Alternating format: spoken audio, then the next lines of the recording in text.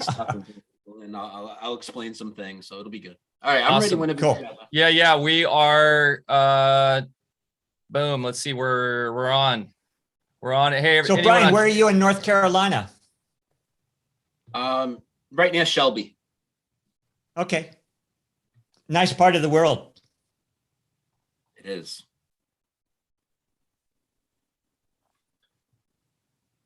I had a good friend up in Blowing Rock there. I always say when Mike's trying to start the show, I always talk over him, so I just kind of F him up every week, you know. All good. We're live. We're live on everything. It looks like. Okay. I think I got Rumble working too. So hopefully. So and Brian, you're on Rumble now. So if you want to send some peeps our way, because we're trying to get a better. Yeah, are we on there? Yeah, perfect. We're trying to build that platform up a bit. So, and I know you are too. You're new to there too. So. And you told me about another platform you're on. So I mean, after the show, I think we should definitely exchange some ideas and stuff, because I'm trying to be everywhere, you know. Yeah, you're on Rockfin too, and I've actually had a couple meetings with those guys and considering joining Rockfin as well, because a lot of our homies are on Rockfin. And actually, really, I'm actually a member on there to watch extended shows on some people. Like, shout out to Chance Garton and the Interverse. Love that podcast. Actually, we'll be recording with him next week, and he got me finally to join Rockfin just to catch his second hour. So, and I was watching some of your stuff on Rockfin last night, Brian. So that's great, man. Okay, dude, I'm gonna hit record and we'll fire up the podcast. Here we go.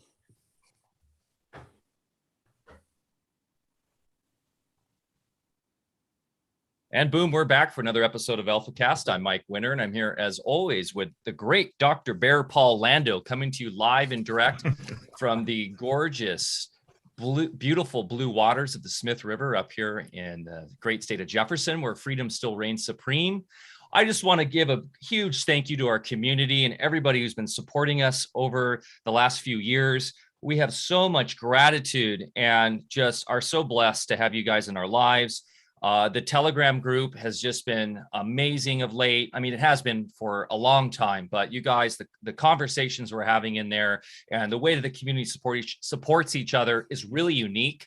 And, you know, I almost just live on there now. I like to go on a couple other Telegram groups, but it's really incredible what we've done there. So for those who are interested in joining that, you can at t.me/Alfa Vedic. We also have a wonderful Discord still going until they censor and kick us off. And that's alfavedic.com/Discord. There's a couple legends in there that post every day, really funny content too. And we thank you guys for being with us. God, Bear, this is like show 140 or 141 or something like that. I mean, can you believe this? We've been pretty amazing. Yeah. So, and Mike, by the way, I really appreciate your intro with me today, the great Dr. Lando. So I'd like it if maybe in our personal life, you keep referring to me that way, you know, when you're up here at the farm and everything. Yeah. I mean, I usually say that in my head, but I don't want to blow your ego up too much. So I don't always enunciate it that way, but we all know you're the great Dr. Lando. It goes unsaid. If people could always hear us in our private conversations, right? How great would we really be?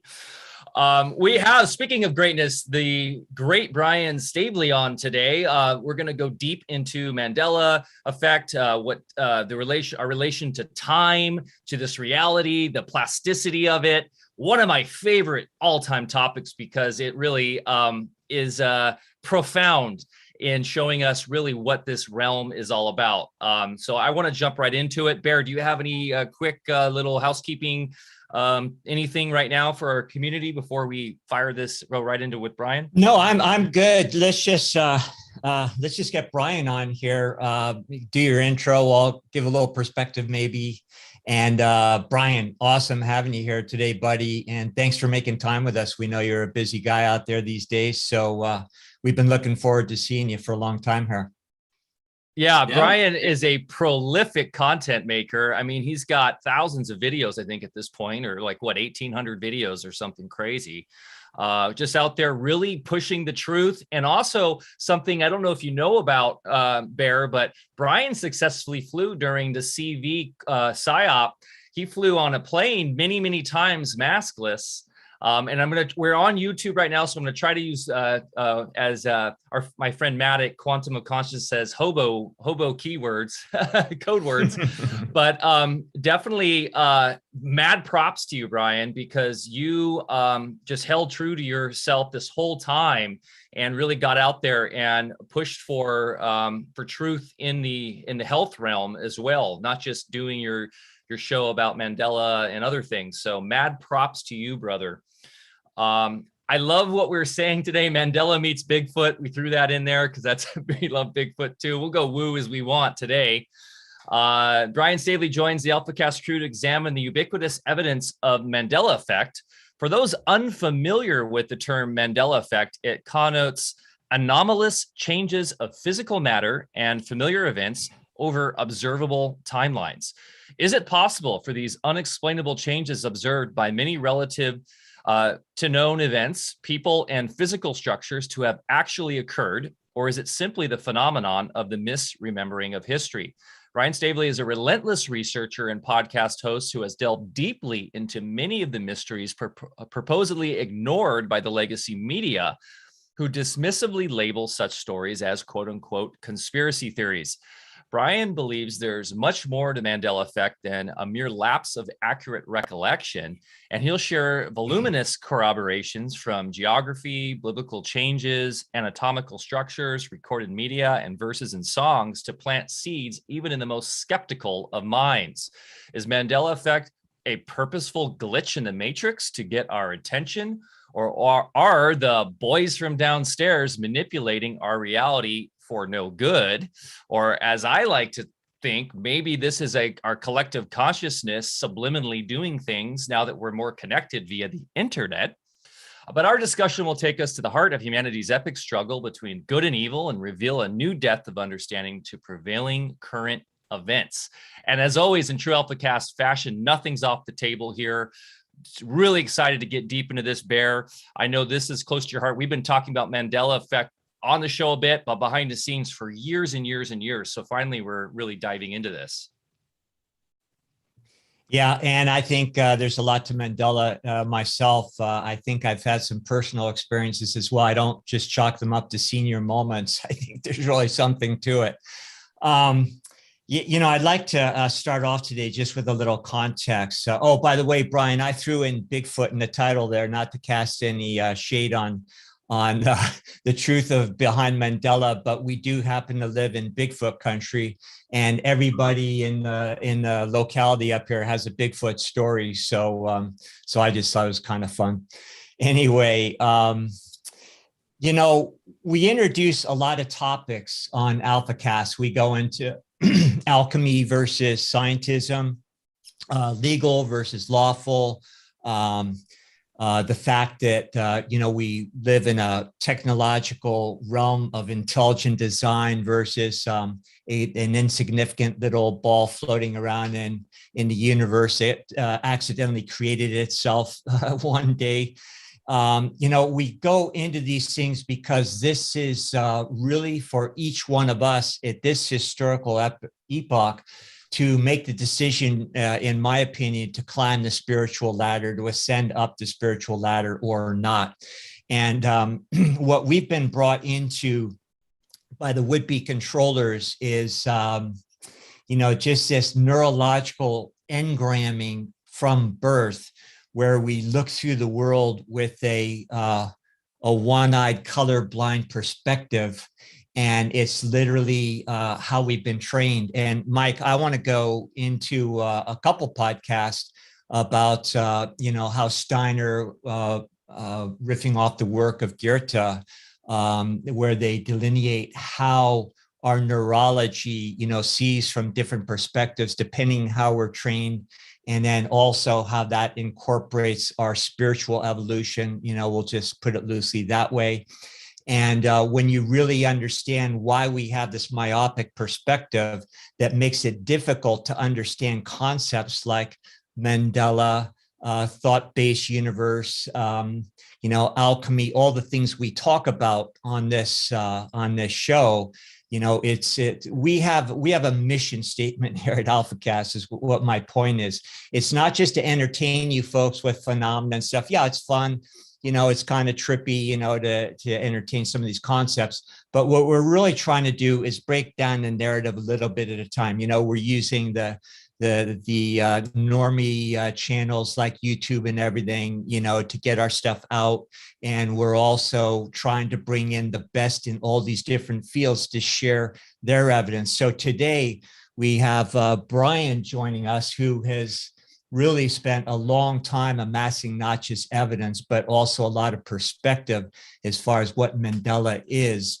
And, so folks, the point is there's a lot more to our reality than we give it credit to. It also explains why we get into waveform physics and the things that would actually explain why timelines exist, why we experience time as we do, and why certain interdimensional intelligences very easily manipulate us on the mental plane to play around with time to make us experience these things that we're going to talk about today.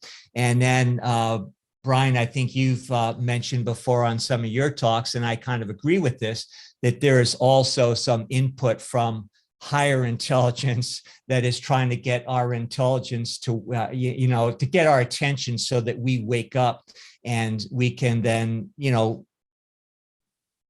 bring us into our natural position within this realm and do what we're supposed to do in the first place. So, Brian, thanks so much for being with us today.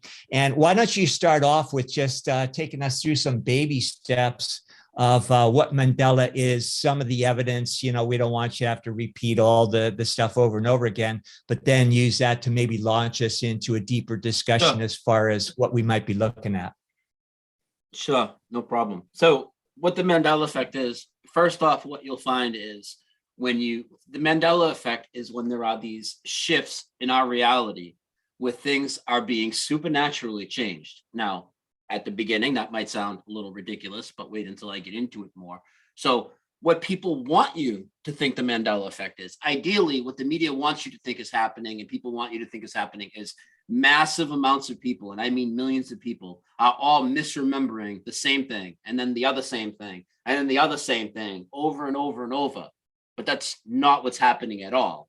Well, they want you to believe that the Mandela effect is just a thing of products being reissued. Like, for instance, you'll hear about some of these Mandela effects. Like, you'll hear about Mr. Rogers' Neighborhood, for instance. Okay, Mr. Rogers' Neighborhood. This is a very big Mandela effect. This is just a media one, but we're going to get into deeper stuff later. But Mr. Rogers' Neighborhood is great because it's something everybody is familiar with.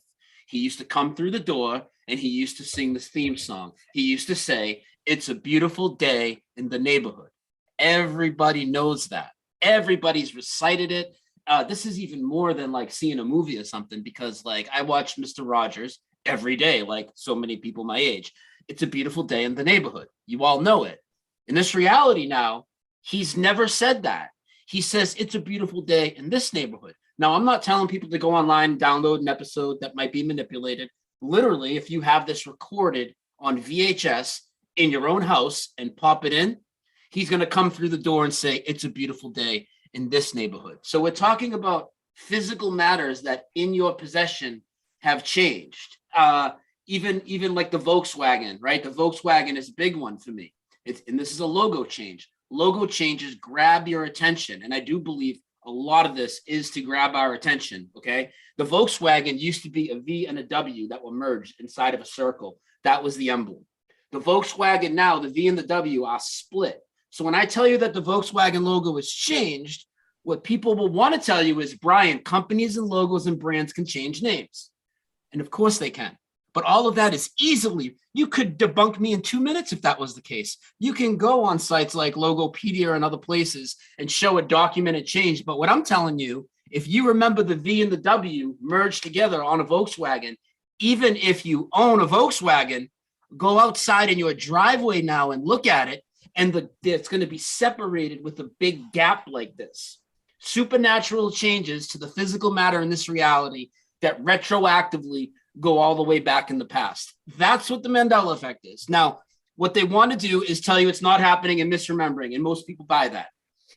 But they do put articles out about it. So people are deceived. What they've done is they've been able to cleverly gatekeep this and present it as if they're putting it in a good light. So what they'll do is they'll put a top 40 list out on Yahoo or whatever, and they'll talk about popular media changes. And for the most part, these are legit Mandela effects, but they never get into the fact that we have physical evidence, which we call residue, that backs up everybody's memory. They want you to leave it at, oh, well, all these people have a memory that's not right. It's like this quirky thing. And then maybe you'll even go off on your own and find out, oh, we think they just repackaged and rebranded these movies. Now, I have a ton of Mandela Effect videos, and I'm not saying I can't make mistakes. Anybody can make mistakes, of course.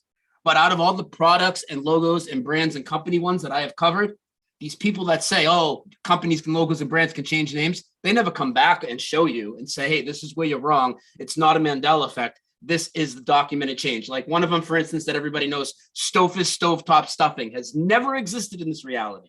I used to eat it all the time, okay? In this reality, it's always been Kraft. At one point, there was another company involved. I think it was General Foods or something. They sold it to Kraft. Stouffer's has never been in the equation. Now, people will say, oh, well, Stouffer's must have sold it to Kraft, and that's not a Mandela effect. So show us where that went down. That's not what this is. And then as we move the conversation more, you guys will see it gets much deeper. There are Bible changes. And when I say Bible changes, I understand that there's so many different translations of the Bible. The Bible's been changed through time, manipulated and all that. I'm talking about the ones that are sitting in your house. I'm going to blow some minds today if you've never really looked into this. Geography changes, human anatomy changes. This is the big stuff. You got to start with the little stuff because you can't tell somebody, hey, your anatomy's changed under your skin, even though you've been living your life like this. Now, all of a sudden, your bone structure is different. Your organs are in different places. By the way, land masses have shifted, and I don't mean over time. I don't mean continental drift. We're going to talk about geography changes. And when we do, if you resonate with what I'm saying in locations of certain places, you're going to go and look at the old dusty fake globe in your basement. You can go look at a flat earth map on the wall. You can go in an encyclopedia and look at any projection you want, Galpeter's, Mercator, all of them. All the changes I say are going to be reflected on those things, no matter how old they are. So that's what the Mandela effect is. My opinion. That's a great intro. I really want to get into the anatomical stuff. I mean, that stuff's mind blowing. So Brian, are you going to be able to share any images with us today? Yeah, I can definitely share some images for sure. Because there's some fantastic. Famous artwork and monuments that are on kind of like a biblical scale. That, I mean, these things are changing, and I think they're very significant. So I definitely would like to show some of those at some point for sure. Yeah, and really, I think one thing we really want to make very adamantly clear here is that we are talking about a redactive shift of physicality and of literally the reality shifting in real time and it retroactively changes everything in the past too. So this is physical. This is doing with time. This has to do with our obviously memory. We can get into all these things, but that's what Brian, you make so clear, and it's so important to understand with the Mandela effect. Yeah, it's nothing, Brian, it has nothing to do with things being reissued. It's nothing to do with things being reissued. And again, with like with any topic, people can put out bad videos, and of course there's bad Mandela videos out there, okay? But that's with any topic. We're talking about what I'm presenting and what I'm talking about right now. Go ahead. I'm sorry, doctor. No, I was just going to say, Brian, the reason why we get into a lot of the subject matter like waveform mechanics on this show is because a lot of what you're going to be discussing today can actually be explained. And, that's maybe, a topic for another day. But that's why none of this stuff, really stretches my imagination. So if you could start off with whatever you think is a good place to, just start introducing some more imagery examples, take it away.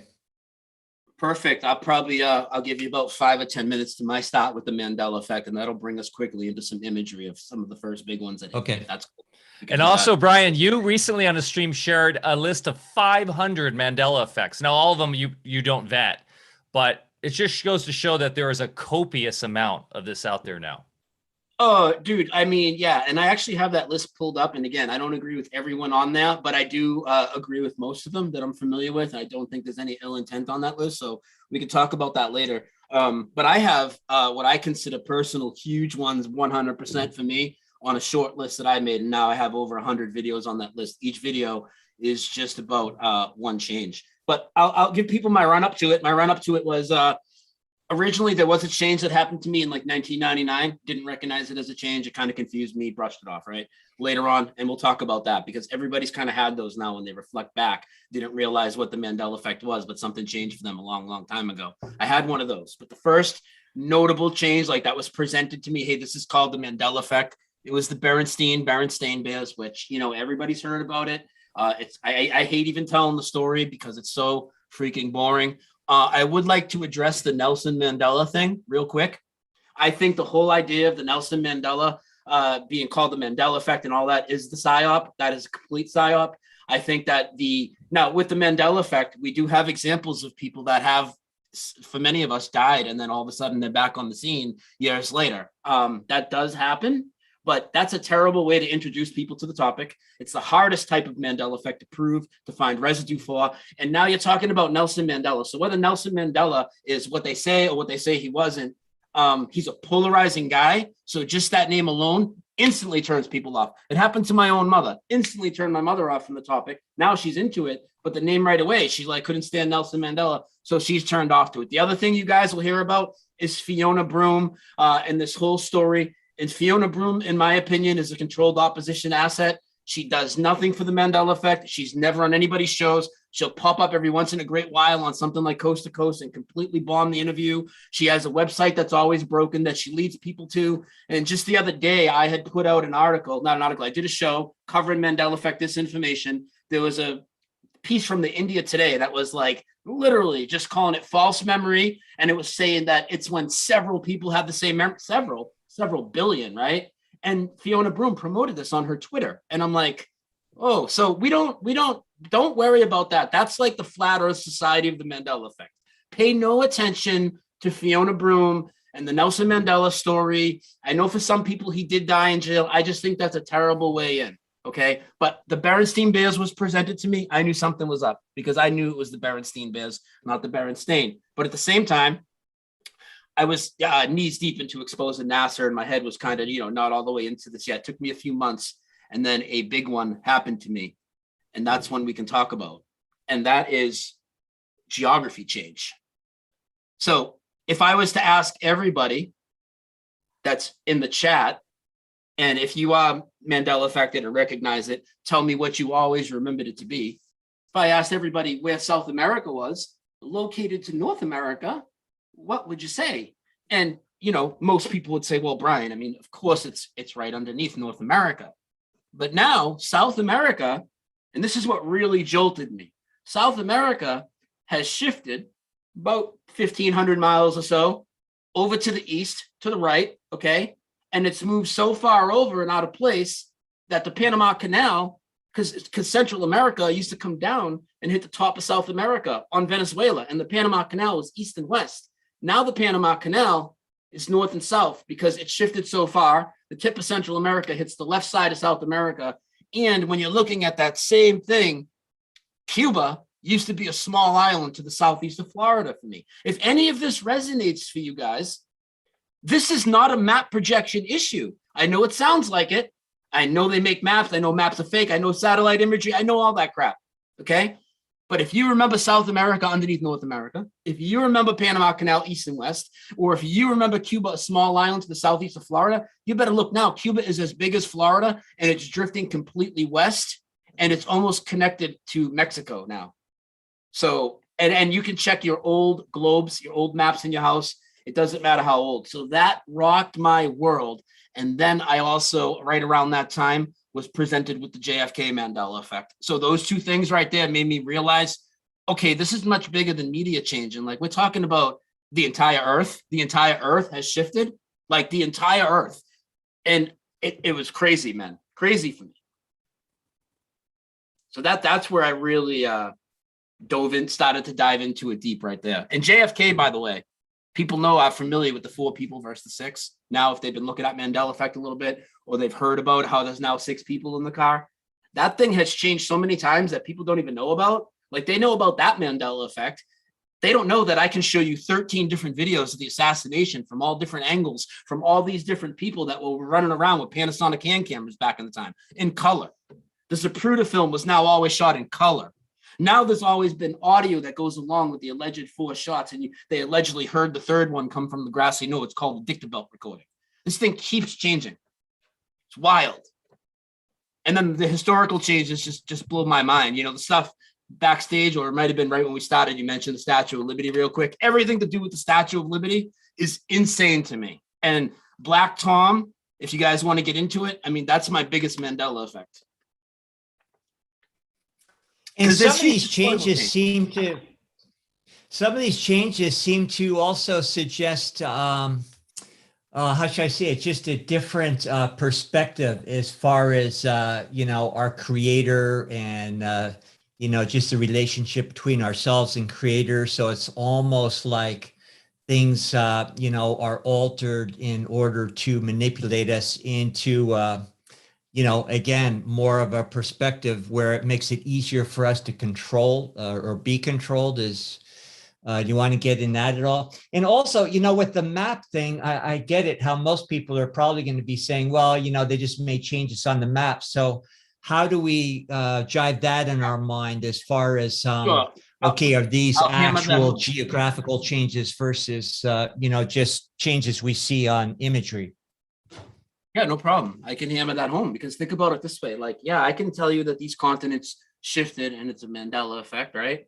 But I'm not telling you to go on Google Earth and look. Obviously, that whatever narrative they want to push is going to be on that fake ball that they push. It's going to be however they want to lay it out. I'm not saying to do that. I'm saying, again, listen to what I said. People in the chat, if you remember the Panama Canal east and west, if you remember South America underneath North America, if you remember Cuba, a small island to the southeast of Florida, what I'm asking you to look at are not obscure things. I'm asking you to look in your house. Many people still have encyclopedias. Many people still have globes.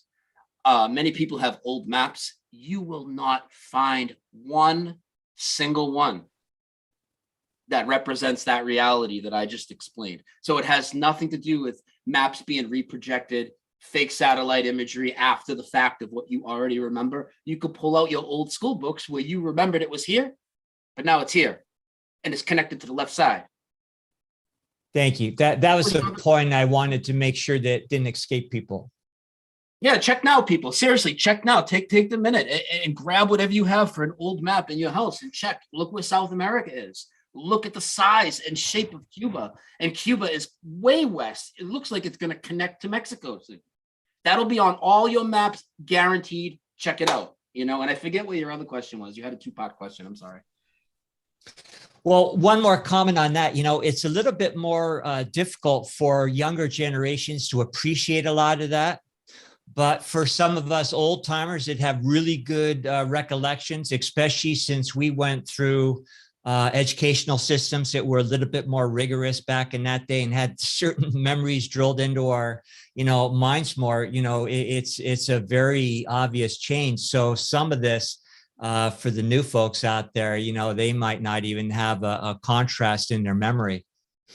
But they do. The new folks, one thing beautiful about the Mandela Effect, and a lot of these videos are, they're hard for me to promote because they're very, they're not the type of stuff where I get deep, whatever. But there's a lot of kids out there making videos because there's so many changes in the newer media too, and in their cartoons and things like this. And they are noticing changes in some of the lighter stuff, the cereal brand, like Raisin Bran, for instance, right? You guys remember Raisin Bran, the son with the sunglasses? He's never had sunglasses now. Just like the Monopoly Man has never had a monocle now. All these famous iconic characters are all losing their accessories. Mickey Mouse has never had suspenders. Curious George has never had a tail. Like, these are all Mandela effects. I don't focus so much on those because we're getting deeper into it now. But the vast amount of things that have changed, like if you have a movie collection in your house, I could blow your mind with the things that have changed on it. I mean, how about Field of Dreams? If you build it, they will come. Now it's if you build it, he will come. There's a lot of the plural going into singular. Red Hot Chili Peppers, Under the Bridge. It's the city I live in, the city of angels. Now he says the city of angel. Now it goes the other way as well. Jewel, everybody knows the song, Who Will Save Your Soul? Who will save your soul? Still titled that. Now she says, who will save your souls? Repeatedly, over and over, not in a remix, in your own album. You can look at your own official album, the old official MTV video. They've changed your own album. Take it off the shelf and check it, people. That's all you got to do. Don't be scared. And we'll get to Bible changes later too. Take it off the shelf, because that's when I'm really going to roll some people's heads. People that say that can't happen. It's unbelievable. Anybody that says the scripture can't change, if they were to do a live thing with me without being able to Google something in front of them, I mean, I would roll over them and like they would show that they don't know anything. Almost, they might get 1 or 2 out of 20 correct to the current reality because it's changed so much. And there's a lot of different takes on that. Like, is it Satan doing it? Is it Satan doing it? Is it God doing it? But something supernatural is changing the scriptures, changing your anatomy, changing aviation. All of aviation has changed. Look at commercial airliners now. If you look at a commercial airliner, like a 777, 767, 757, going back like all 20, 30 years with like one exception of a Boeing 737, they all have the engines misplaced now. They're not under the wings. They're way out in front and they don't look structurally sound at all. You can look at your own photographs if you were on a runway with one of those planes behind you and the engine's going to be all the way out front. Photographic evidence of a Mandela effect, something that has changed. The photos changed to match the evidence. And we have proof of this with the thinker statue. And if you want to present some imagery soon, we can blow some minds and talk about that statue. Yeah. It is interesting how a lot of the classic Mandela effects are like these little weird things. They're not profound changes. They're like these tiny little glitches, almost like there's a little tease going on. But would you say, Brian, that they're getting bigger and bigger and more momentum? There's more coming, there's more happening now, or is it just us now awake to it and seeing it more? And then are they getting bigger? Are they getting more profound, more intense? Dude, yeah, they're getting bigger, and it's not just the little things. I know, but there's been so much that's happened. It was the little things at first. You are correct. But I'd say around 2017, it wasn't just the little things anymore. It really started to get big. The Bible started changing fast, and then all the historical events started changing a lot. And we didn't get to Black Tom yet, but we'll get there. But it's not just Black Tom. There's all these German attacks that keep popping up where they hit American soil. At first, they had never landed on American soil, okay? Now it keeps happening. Every time I explain one and do a video on one, another one pops up that wasn't there.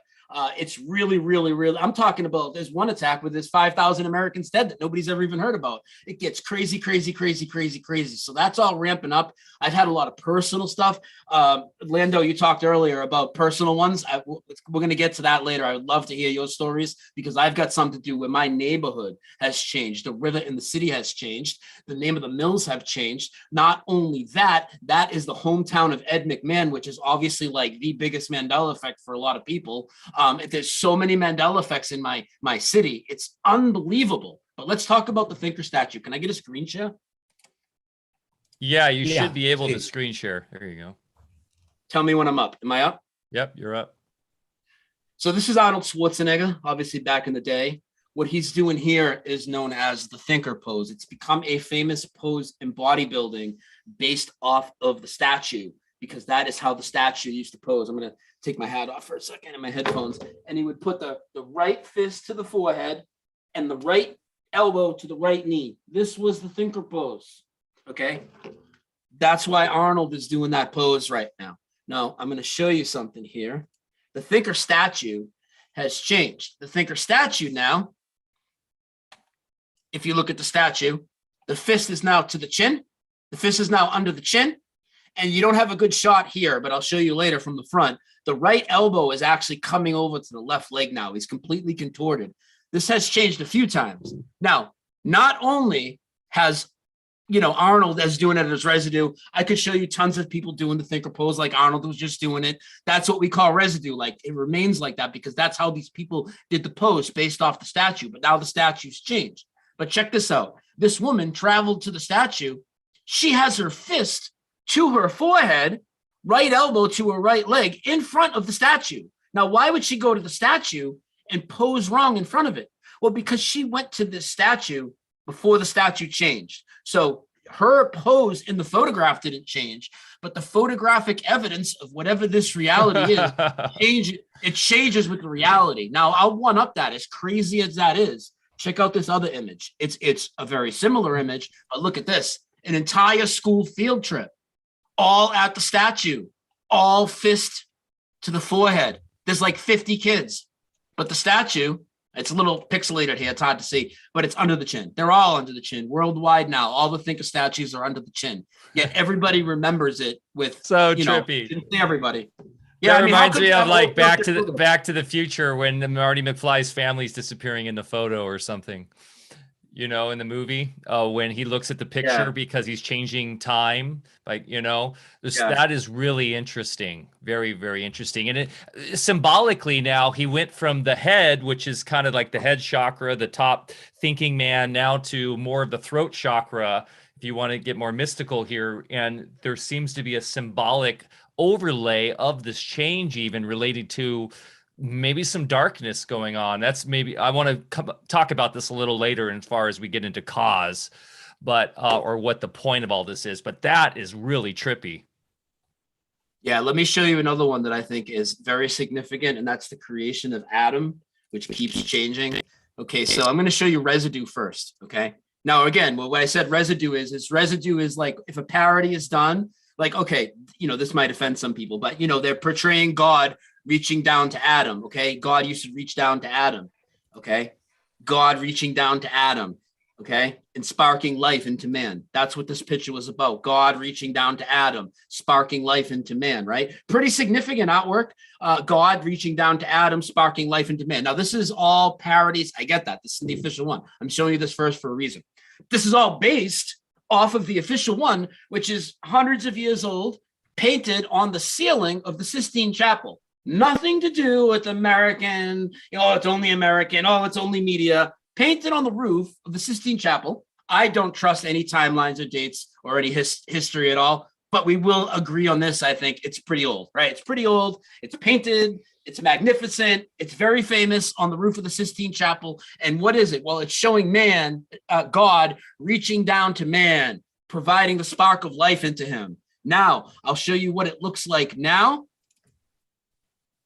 This is how it looks now on the Sistine Chapel. Man's hand is actually higher than God now. I would say this is pretty significant. Now, people that have been observing this change, not denying the Mandela effect, actually saying, hey, maybe there's something going on here. Let's look. We've watched this get lower and lower and lower. It started where he was like here just a few months ago.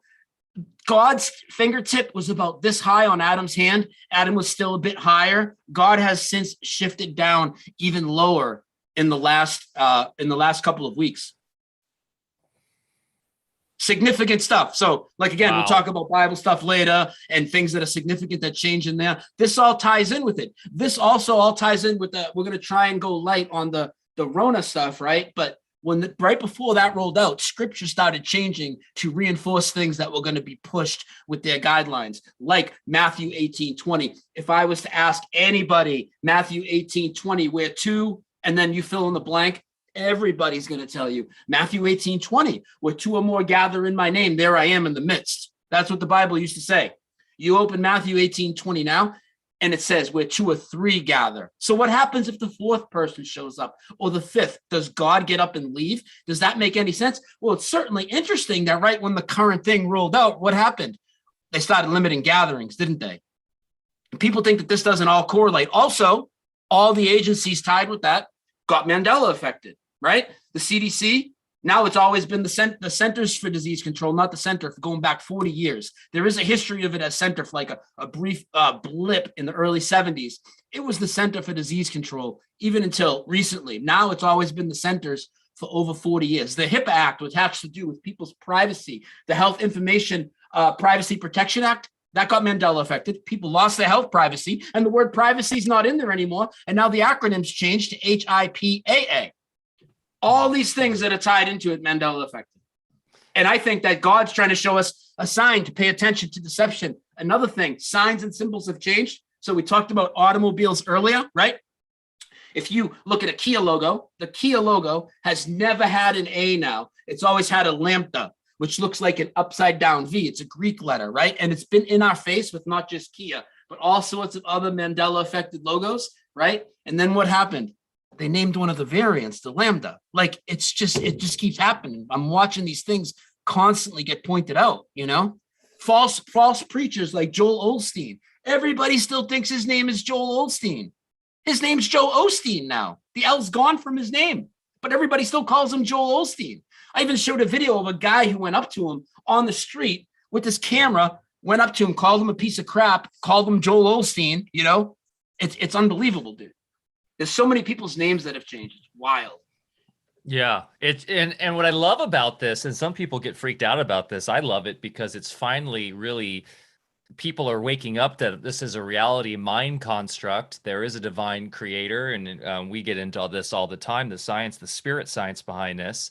But we live in a fluid realm, and I personally believe there are dark black magicians who know this and are using this to tweak things to slowly micro edit the reality into what they want versus our collective consciousness that's connected to the divine countering that. And this can actually really start to explain the Tartaria stuff and, you know, these resets and things in ways that are really hard to explain when you get into Tartaria, which we haven't really done a show on that yet. We talk about it all the time, and I know you're very familiar with it, Brian. But people have a hard time wrapping their head around, well, if there was this mud flood and this great reset, you know, as short as 200 years ago, how do we not see that in our own family history lines? Well, it's been micro edited every nanosecond to the point of where we are now.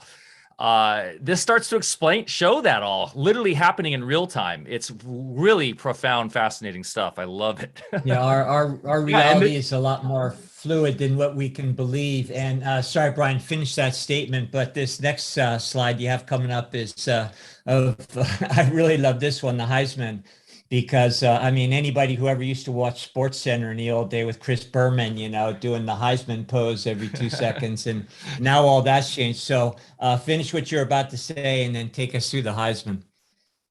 Yeah, so right here we're seeing Desmond Howard do the Heisman pose. Anybody doesn't know what the Heisman is, it's basically the MVP for college football in the United States. Basically what it is. So every year at the end of the year, when people are in the running for the award, if they score a touchdown, you know, and then, you know, they're going to celebrate, they'll strike the Heisman pose. Okay. They'll put the left leg up in the air and the left hand out to the side, or if the ball's on the other hand, they'll do the other way, one leg up in the air, one hand out to the side, just as you see Desmond Howard doing right here. Okay. Just as you see these former Heisman Trophy winners doing right here. Okay, that's the Heisman pose. The Heisman pose, leg off the ground, hand out to the side. Okay, this is OJ, Heisman pose, right? Heisman pose. And of course, I've provided tons of video in my video of it. Well, and this is not as significant, obviously, as the creation of Adam, but there's something for everyone. Yeah, this is just college football, but those people are pretty asleep. Brian, by the way, you know, when I was playing college football my last year, every year, you do individual shots for the press book. And I actually did the Heisman pose for my senior college year football picture. So I remember all this stuff pretty well. And now the Heisman Trophy has always had both feet on the ground and the hand out forward like a stop sign. So why is everybody putting their left hand out to the side and the left leg in the air if his legs have always been on the ground on the trophy? Because we're collectively schizophrenic, Brian. That's why.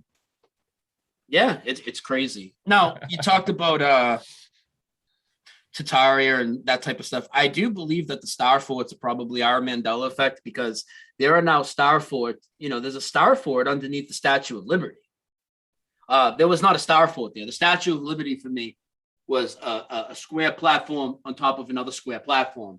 Now in this reality, it's always been a star fort. Now the Statue of Liberty has tons of changes on it.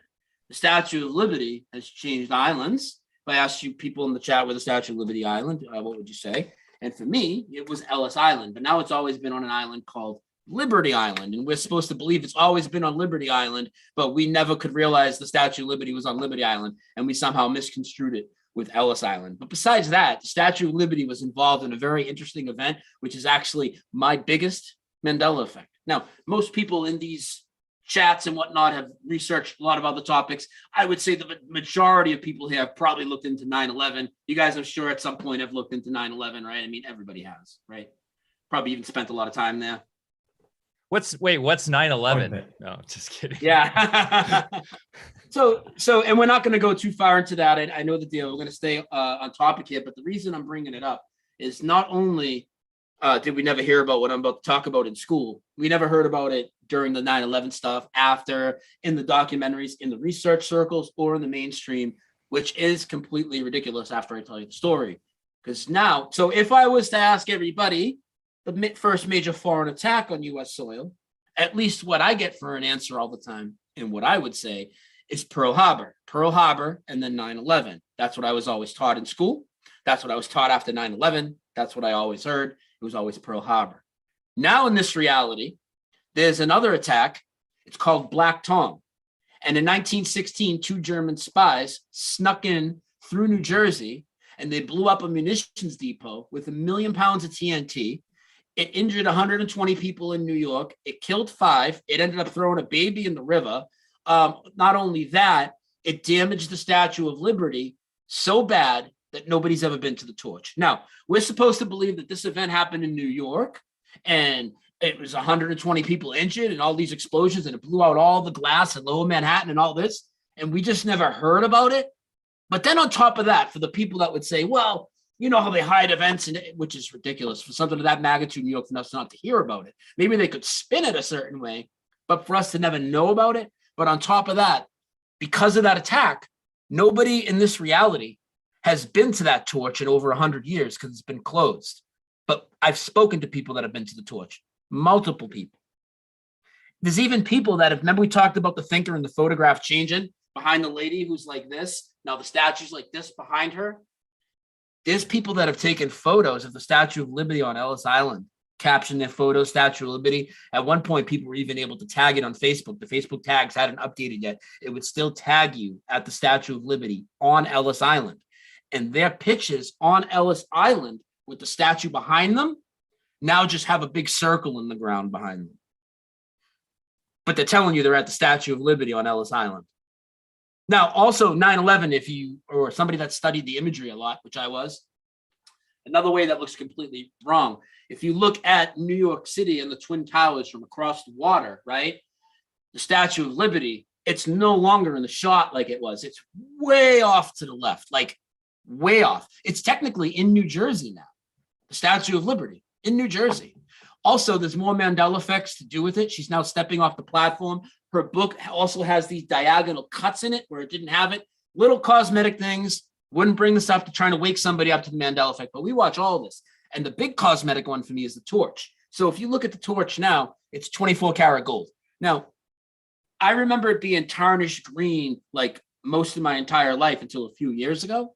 But now in this reality, it's been 24 karat gold since 1986, which is like almost my whole life. I was born in 77.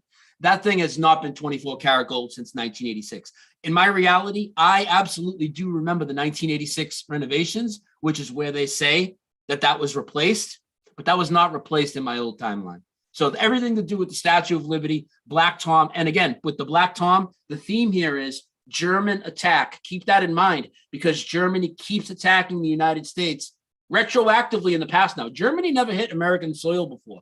They actually hit it two years after this. They bombed New Jersey and they blew up about 40 buildings. It's called the Kingsland explosions. I covered that. That recently came into the timeline. And now, since I've been covering this also, and there's an event called Torpedo Alley in 1941, where just off the coast here in North Carolina, they sunk about 500 of our merchant marine ships, killed 5,000 Americans, and did it with 8 German U-boats. That was never part of my reality. Now, I do feel that this thing targets us in a way. And my mother lives in a small town in Cape Cod with 4,000 people. It's called Orleans, and they have a beach called Nauset Beach, okay? It's just this little tiny tourist attraction. Now, just a few months ago, I find out that the Germans torpedoed basically my mother's backyard. Nauset Beach, Cape Cod was hit with German torpedoes in this reality. So no, take me and my mother out of it and me saying it's personal. Do you guys remember Germany actually hitting American shores with torpedoes? I mean, this is big stuff. This isn't about the Berenstein man, George. Wow. Wild. That's like the man in the tower. What was his name? What was the author's name, Bear, who wrote that book? And it's like, if the Nazis had won. Oh, God. Well, that's what it's like. And we know Operation Paperclip, right? Operation Paperclip, they started the space program. I'm not saying that that's a Mandela effect, but all this Nazi takeover tied in with all these Mandela effects to expose like this connection. And also one of the bigger Mandela effects for me is the American flag. I cover it all the time. The American flag used to have the red stripe, the blood stripe under the blue. Now it has the white stripe under it. Looks completely off. And what do you think when you think the white stripe? You think surrender. So is it signifying that we lost to the Germans? The Germans are at the central point of this Mandela effect. It's not just America. Haas avocados is now Haas. That means hate in German. Lots of German names have changed, like Charles M. Schultz is now Charles M. Schultz. The toy store FAO Schwartz is FAO Schwartz. Werner von Braun, we all know who he is, right? He was Werner, W-E-R-N-E-R. About 5 years ago, he changed for me, and it's W-E-R-N-H-E-R now. I mean, even his tombstone that had the quote about the firmament, his name changed on it. It's wild, dude. Yeah, Man in the High Castle, Philip K. Dick. Thank you, chat. Mm-hmm. They made this whole TV series on that too.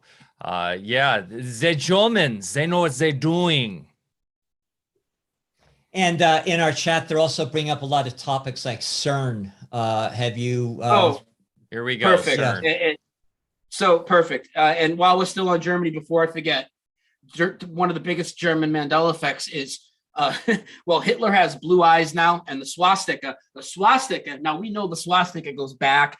The Nazis weren't the first to use it, right? But the swastika, the Nazi swastika, the only one now it's turned at a 45-degree angle. The rest are like this, the way they were. The Nazi swastika is like this now at a 45-degree angle. And all of this stuff is going on. Also, you guys, and we'll get to CERN in 1 second, you guys have heard about Sinbad and Shazam and all that. But before we even go down that road later on, he's obviously like something people identify with the Mandela effect, right? Sinbad, right? That attack I told you about, 1941, this new Mandela effect attack with 5,000 Americans died. Eventually, we got out of that. And the hero of it was allegedly this dog. They paraded him around and did commercials with him, right? Like a dog. And he looks like, if you remember Triumph, the incel comic dog on Conan O'Brien, he looks like that. Like it's completely ridiculous. And his name is Sinbad, right? Not only is his name Sinbad, so we want to talk about CERN. And CERN, the particle accelerator, right? So you go and look for I go to look for a connection between Sinbad and Germany, and they have a particle accelerator in Hamburg that when you go to the website, the acronym says Sinbad. So they named it Sinbad. But not only that, if you actually look at what the words stand for, the acronym doesn't even say Sinbad. It would say Sybad, but they use two letters from one word just to make sure that the acronym said Sinbad. I think that CERN is about as legit as the International Space Station. That's what I think. I think it's them pretending that they can play God now on this micro level. I think it's BS. I think it's one of the things they want to steer you in that direction. I've always thought that the best thing that they could do is have you think the Mandela effect isn't real. But then the best thing, if you realize that, hey, this is more than Monopoly Man and what these top 40 lists on Yahoo are saying. And these people realize there's actually residue and physical evidence, and they get the grasp that things have supernaturally changed in their house. Well, here we are to play God. It's our machines doing it. It's man doing it, right? That's what they want you to believe. It's CERN. It's D-Wave. Or you live in a godless simulation. That's what they want you to believe. That's what all the high priests of science, like Neil deGrasse and Brian Cox and all these people push. They want to lead you in that direction. They have these, you saw the Gothic tunnel ritual, right? And there's also this commercial with this guy that holds a sign that says Bond. His name is Dr. Ellis. Like they're trying to put like Ellis Island, Bond, Mandela. They're trying to put all these things in to make you think that they're causing the Mandela effect. They're not causing the Mandela effect. In my opinion, it's either our consciousness and the creator and maybe the other guy, or a combination of it all, but it's not man and it's not their machine. Okay. If you've learned anything through your journeys in these topics, I think one of the big things we learn is This is a supernatural realm that they're trying to hide from you and keep you trapped in the physical, hide creation, hide the creator, hide how special you are, hide the potential you have, the abilities you have. And we're seeing all of that now. So of course they're going to gatekeep it. Watch and read any article that comes out on the Mandela Effect. They don't even talk about the residue. They don't even talk about some of this physical evidence I'll pull out soon. Like they don't talk about it. They act like we don't even have it. People say Mandela Effect isn't happening. It's just logos and brands changing. They don't show you any evidence of that. I'll tell you one, Procter & Gamble, for instance, huge company. Everybody knows Procter & Gamble, Proctor. Better check that again, folks. It's Procter. But not only can I show residue, in my Procter & Gamble video, I showed you about 100 different patents from the US Patent Office. Anything filed before like 2013 went in with the spelling as the Mandela Effect people say it used to be. And actually, the people that deny the Mandela Effect, they remember the same things we do. That's the funny part. They actually remember the same things we do almost across the board. That's why I make the videos the way I do. And there's, I have different strategies that I do. I personally like to point out people with a big following that they're Mandela affected, especially if they deny it, because screw the Mandela Effect word, all these words that they put on us. It's a crappy term. We're trying to investigate the way in which this supernatural realm works. And we're being shown these things and they're increasing. They're happening at a high rate for whatever reason, whether you think it's the devil doing it or God doing it, or if you believe it's parallel universes and timelines or whatever, it's happening. To bury your head in the sand and act like it's not significant or act like it's just media changes, it's the ultimate ignorance. It's unbelievable to me. I saw people earlier when I brought up Bible changes. Oh, the Bible's been manipulated. It changed so many times. I'm talking about the one in your house, Jack.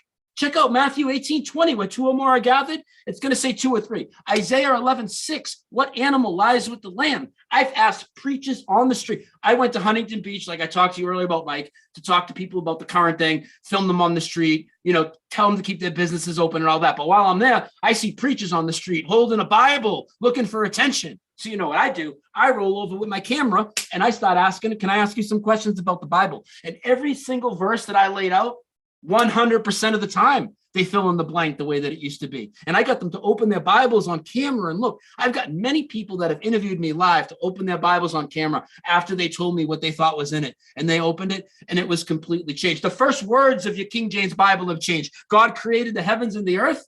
That's a KJV one. Now it just says heaven. Singular. Planets is in the Bible now. Planets was not in the King James Bible. Gravity was not in the King James Bible. The word residue was not in there. Matrix is in there 6 times now. Moses is carrying tables instead of tablets. Jesus is carrying a couch. The golden rule is gone. Do unto others as you would have them do unto you. That is a universal one.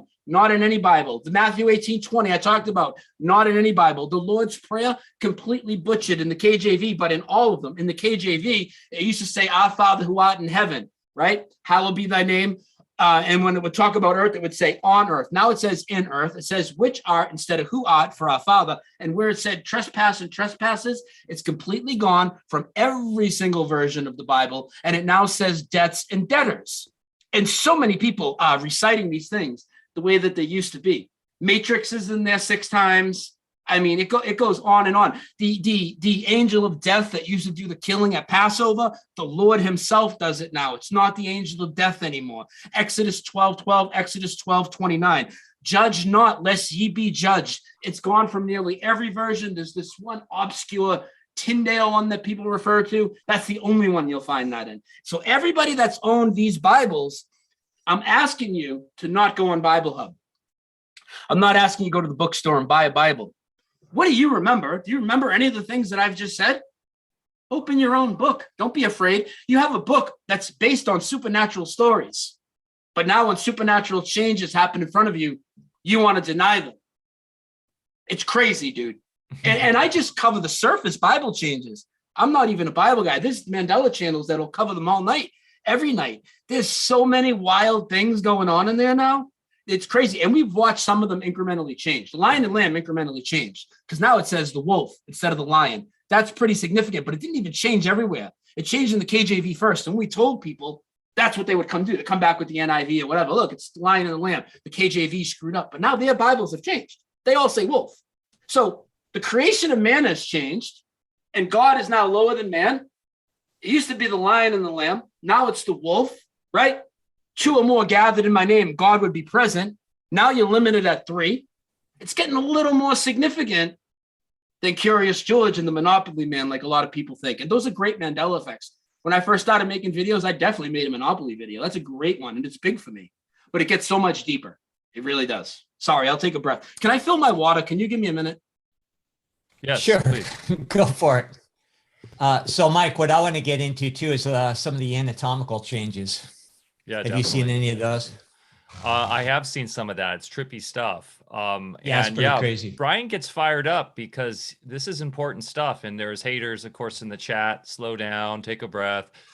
Like, who are you talking from your armchair in your mom's basement? Shut the hell up. This guy's fired up and I dig it. So, you know, there's nothing wrong with being passionate about a topic that you're into. Like, Brian's made this his life's mission to get this word out.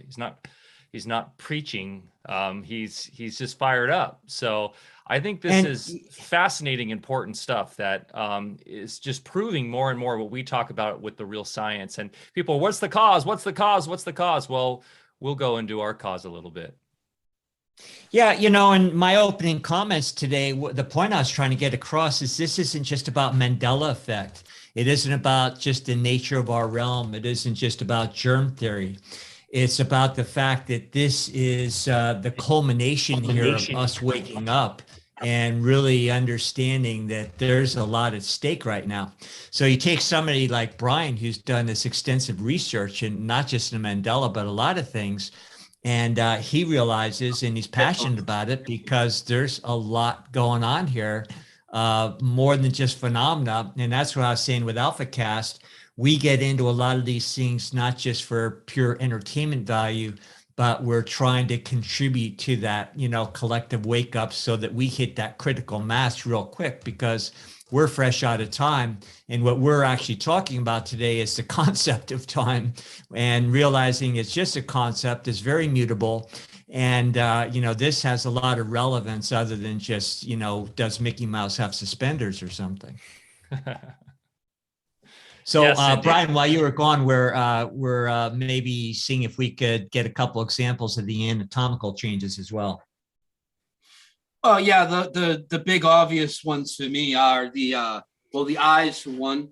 Okay, so if you remember, like, you know, back in the 80s, you know, album covers with snake going in one eye and coming out the other of a human skull. That wouldn't make sense now, because there's now a sheet of bone behind your eyeball.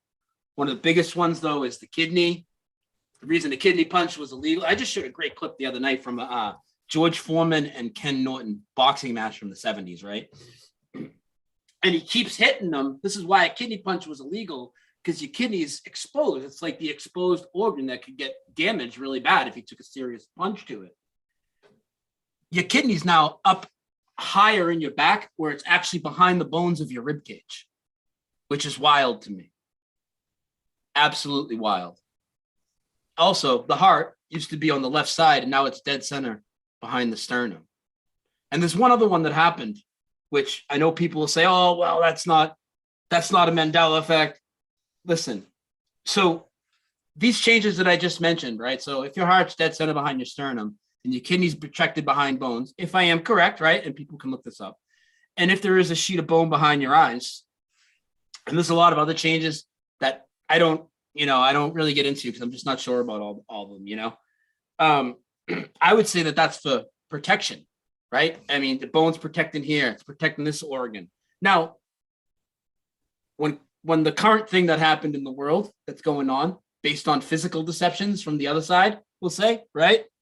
I think the creator stepped in at one point, because we used to wonder, and I know you guys probably did, how long is it going to take till these people start dropping from suffocating themselves all the time, right? Like, what's going to be the long-term effect of this on these people?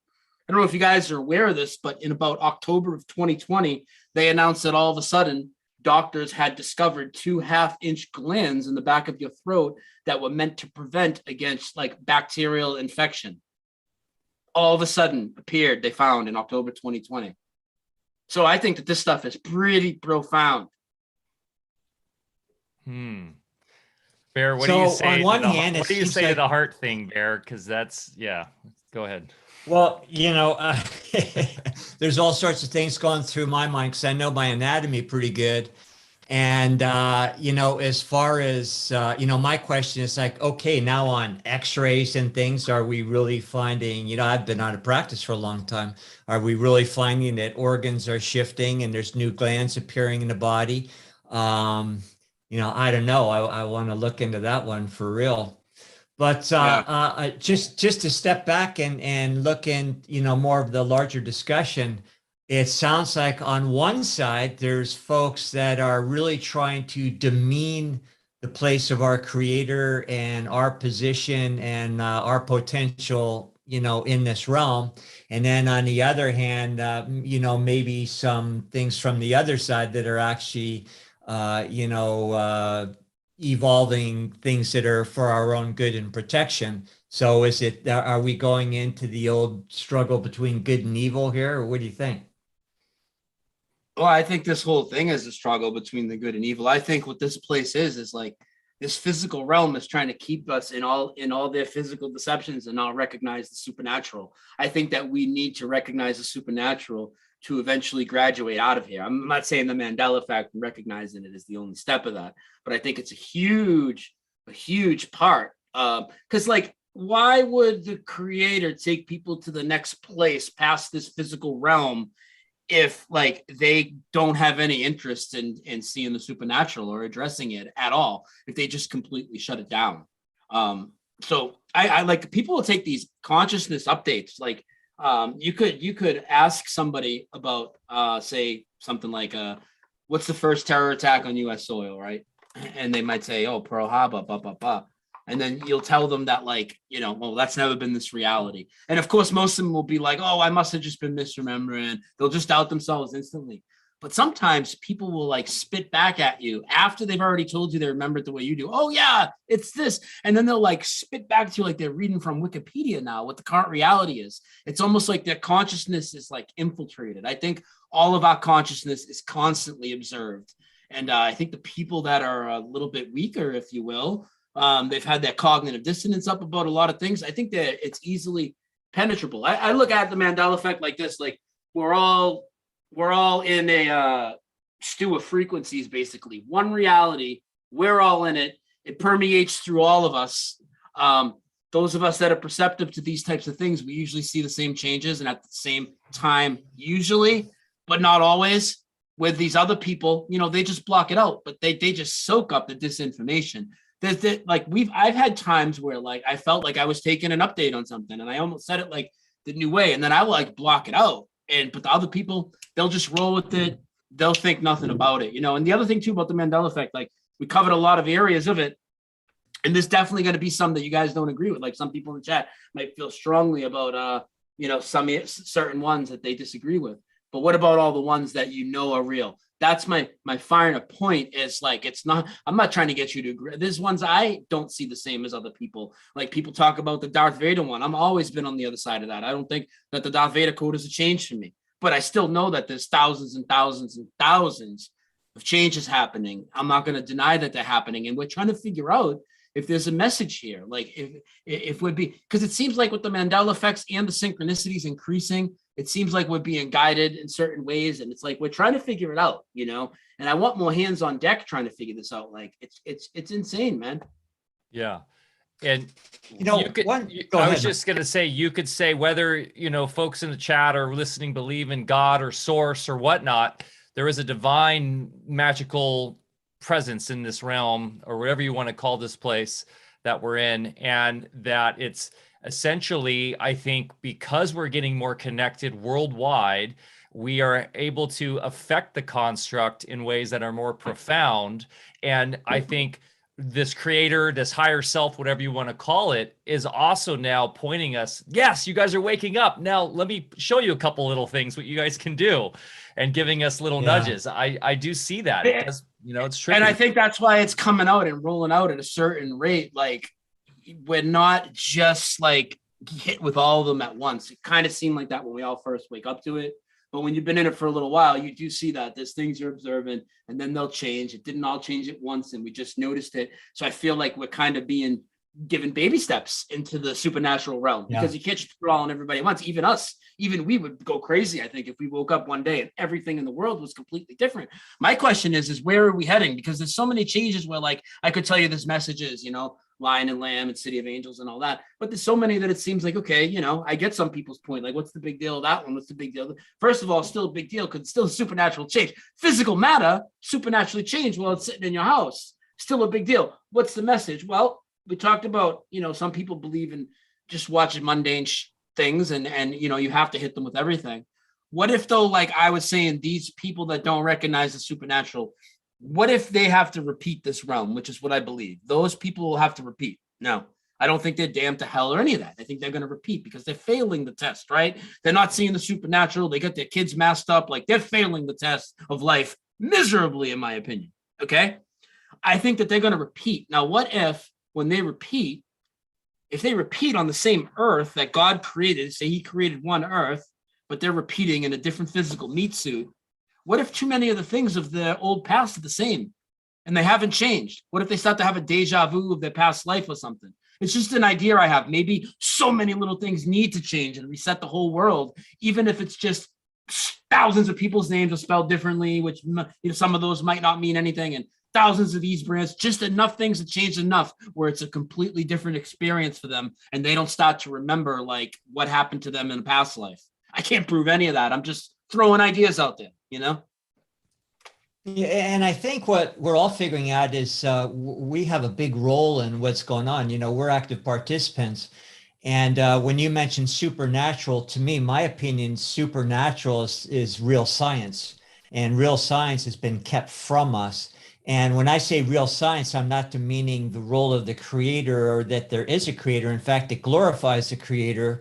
And it's not this kind of scientism that brings us into this materialistic superstition.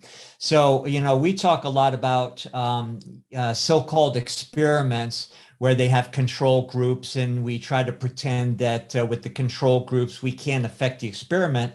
But we've actually proven that there's no way that the experimenters can't affect the experiment. So now you blow that up into this larger realm, and, you know, we're all in our own experiment right now. And, you know, you go into, I already mentioned earlier, the work of Steiner. He talks about how, you know, we can train our perception to understand and actually see things much different. And just like the little experiment on the ground here, if we're now perceiving things from a more evolved spiritual perspective that would explain everything we're talking about, then how could that not alter our reality on this level? And I think, you know, Mike just said the same thing. So we're finding, again, that this is a very mutable thing here, that we are active participants. And I think the Mandela effect is just coming to light to a lot of us to just prove that point. Yeah, and I do think, because people will ask, and of course, I do think it's always been going on. I don't think it kicked off when people started exploding on YouTube or anything like that. So I had a Mandela effect in 1999. I just didn't recognize it as such. And then when I started to get into the topic later, I was like, oh, wait a minute. And that's actually one of the first videos I made. It was just a name change of an old wrestler, you know, nothing big, but it was something that had happened to me a long time ago. Now, for people that don't know, like when I do these shows, I open phones all the time. So we have a community of people that will come call and talk with their stories. Many people have seen certain brands change, like Fruit Loops or John Deere or some of these more popular Mandela effects, and they saw them 30 years ago, 20 years ago, way before anybody was talking about Mandela effects. So obviously, with the advance of technology online and the ability for us to communicate, we can discuss them more and realize more of them. But also, I think that it has absolutely increased a ton. And, you know, we can get into theories of what that is, but, you know, I think this thing is going to keep increasing until the end of whatever this realm is. And that doesn't mean a bad thing. I mean, we graduate out of here or it resets. I don't think like God's going to wipe everybody out or anything, but things are accelerating fastly around the world. And, you know, with everything that's going on, and then all of this supernatural stuff going hand in hand in it, it's like, where are we headed, you know?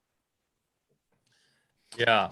And maybe the whole point is we have to just understand that we don't have to go along with, not just go along with the narrative, but what the whole history that they're trying to create for us in the future here, which of course is with them under control. So, we talk a lot about this too, even in all of our discussions of legal versus lawful and the different realms of science. If we don't buy into what they're trying to keep us into, then we create the exact reality we want. We don't have to watch this stuff on the news unfold like we're watching right now. Yeah.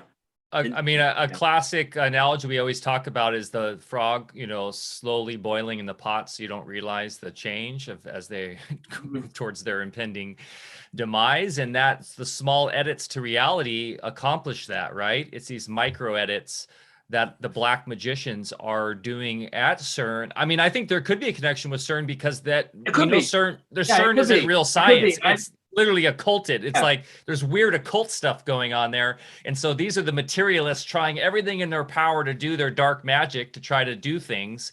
But we also know that we have the power as well in our own lives with how we manifest and how we do things. So I think this is part of the whole kind of divine conflict going on right now. And there's this channel, I don't know if you're familiar with them, FPV Angel, who we've had on here, and they talk about the resets that happen every 400 years or so, and are providing interesting research into that. And maybe this is the reality fracturing and falling. I mean, if we watch what's going on with anything in the mainstream, it's ridiculous. It's a clown show, as we call it, right? It's like literally reality is fracturing apart in front of us as we watch it. Yeah. So it does make sense, Brian, that what you said, that maybe we're witnessing the unfolding into the ridiculousness as. Well, I have a theory. I have a theory on the news and how it's so clownish when it kind of ties into. I think the creators intervening, like they got their puppet show, they got their physical deceptions and everything. And I totally believe that I'm going to try and be careful on your YouTube channel, but I totally believe they get people to consent to everything. Okay. I don't believe in fake events, as you know, that the most of the truth community will push as inside jobs. They even try to do it with the current thing that's going on. Oh, it's real, but it's just really overblown and blah, blah, blah. It's always complete nonsense. Now, I always do think with that, when it comes to that stuff, people on the space station, all this, they always have to show their hands in a way, but they're doing more than showing their hand with the current thing that's been going on, right? Way more. Like, it's totally a clown show. Like, and I know that we've been seeing this stuff for a while, so it's real crazy to us. I think the creator might even be like tapping into their consciousness a little bit, making them act a little extra crazy. Like when Fauci comes out and throws the first pitch sideways, and you got the lady of Chicago, and they're wearing these costumes like she's a giant can of Lysol and all this. Like, is this like real life right now? I think he might be trying extra hard to make those people act extra clownish to expose them. Just an idea. I don't think that's far off the mark. I mean, it's so absurd. How can these people actually act like that? Or maybe it's just them just trying to be outrageously blatant and thinking we're so stupid that we can't catch it in the first place. There's another aspect of this when you get more in just to the waveform mechanics that we mentioned. And when you study Walter Russell and you understand, and he lends good evidence that this is really a thought-based universe. So our thought produces these electrical events that then create the next frame of our movie, but then also explain how the whole toroidal field, which is every, embodiment from the cellular level to our own bodies to larger things in our entire reality. But then when you're hypnotized, as we have been just in this one half of the cycle, that's how the perception of time occurs in the first place. But now as we elevate our awareness and we're now in that moment and not just in that materialistic superstition, we are out of that time realm. And could it be that some folks, maybe interdimensional otherwise, have been there all along, and they can manipulate our reality, our perception to stay into that realm, and then also create changes in past and future events from that realm. So if you dive deeper into that, it explains quite a bit and really takes this into a more understandable position. And that's something, we ought to do a whole waveform mechanics of the Mandela effect, because we could get pretty detailed with it. I think that the Mandela effect really proves that time as we've been presented and physical reality and physical matter has been a complete lie. I think a lot of us were kind of at the idea that time might not be linear before we really started to see the reality shifts. But these reality shifts prove a lot of things, in my opinion. They prove that time's not linear, obviously, and they prove that physical matter is malleable, right? They also prove creation, in my opinion. I mean, we've seen things come into this reality in an instant that weren't in this reality before that. And now they've always been here, you know, or even just a sign changing like a Chick-fil-A, you know, CHIC. It's never been CHIC in this reality. Everybody remembers it was CHIC. They all say CHICK now. And that thing's changed like 4 different times with the fonts and the capitalization. We're not going to go down that road, but I mean, we watch it keep changing, you know? My neighborhood, we could talk about that if you want. I mean, we're going to talk some personal stuff. So personal Mandela effects are where you really get jolted. Now, people that haven't looked into the Mandela effect deep, well, you're not going to see the stories about the personal Mandela. If you can't fathom the mass media ones and even the geography and other things, you're not going to believe somebody's personal Mandela effect story. But my personal one's pretty deep because my neighborhood, its name is completely changed, and I've documented tons of evidence on this. I have a series of about 14 videos on it. And not only has it changed, all these people have not taken the update, and most people will still tell you that they live in Centerville. And Centerville has never existed. It's always been Centralville now, and it changed about 3 years ago in the entire neighborhood. But the entire city is changing where I live. The Merrimack River, which is more well-known, Merrimac, is now ends in a CK. Yet the amount of residue I showed from the Navy ships that were named after it, that then changed, but I was able to show all the old documentation from the US Navy and all these things. Merrimack with 1C, okay? Also, Ed McMahon is from my hometown. The stuff with the neighborhood is just, it's crazy. If you guys haven't seen it, you got to check the stuff out on my Centerville stuff. But so I'm not misremembering my neighborhood. I mean, I even called City Hall. I called every business that was around the park in the middle of the neighborhood that had a monument that now had its name changed. That said Centralville on it. I called every business, a lot of them live on the air. Asked them what neighborhood they were in. I called taxi companies. What neighborhood is this street? Centerville, Centerville, Centerville, Centerville. Uber drivers, everybody, Centerville, Centerville, Centerville. In this reality, it's always been Centralville. All the maps now are all changed, and they all say Centralville. A big kick in the balls just happened a few weeks ago. So now the reality is it's always been Centralville, never Centerville. Brian and the Mandela Effect people must be crazy. They just opened a new dog park in the middle of Centralville, and they named it the Centerville Dog Park. It's wild, dude. So, Lando, what did you have? You said you might have had some personal Mandela effects happen to you that you could discuss. Okay, I'll share one. And again, it's not going to prove anything to anybody else. It's just my own experience. Every year when I was a little kid, we went camping, and my mom would take pictures, and she kept a family album. I used to love, when I was a little kid, going in that family album because there's pictures of our vacation. They're very happy times. Just used to love it. My favorite place where we'd camp was up in this place in the Redwoods. And we had a family picture where it was my entire family in front of this one big tree. And this tree had significance because it was supposed to be the biggest tree in the world. Now, I don't know why, but I had this recurring dream most of my life of posing in that family picture, but instead of in front of that tree, it was in front of this other little visiting center. I'm totally clueless. Have you made a trip back there physically to see if the tree is gone and it's always been a visitor center now? Or are you sure it's two different spots entirely? Well, let me finish the story. This is kind of bizarre. So here's this recurring dream. It's in a different place, but the same exact pose. Now, because I had a very vivid memory of that family album, and because my mom died very young, and then that album was just put aside and I never saw it again, nobody else ever touched it. Years later, when we were adults, my oldest brother gave me that album, just said, here, you can have this.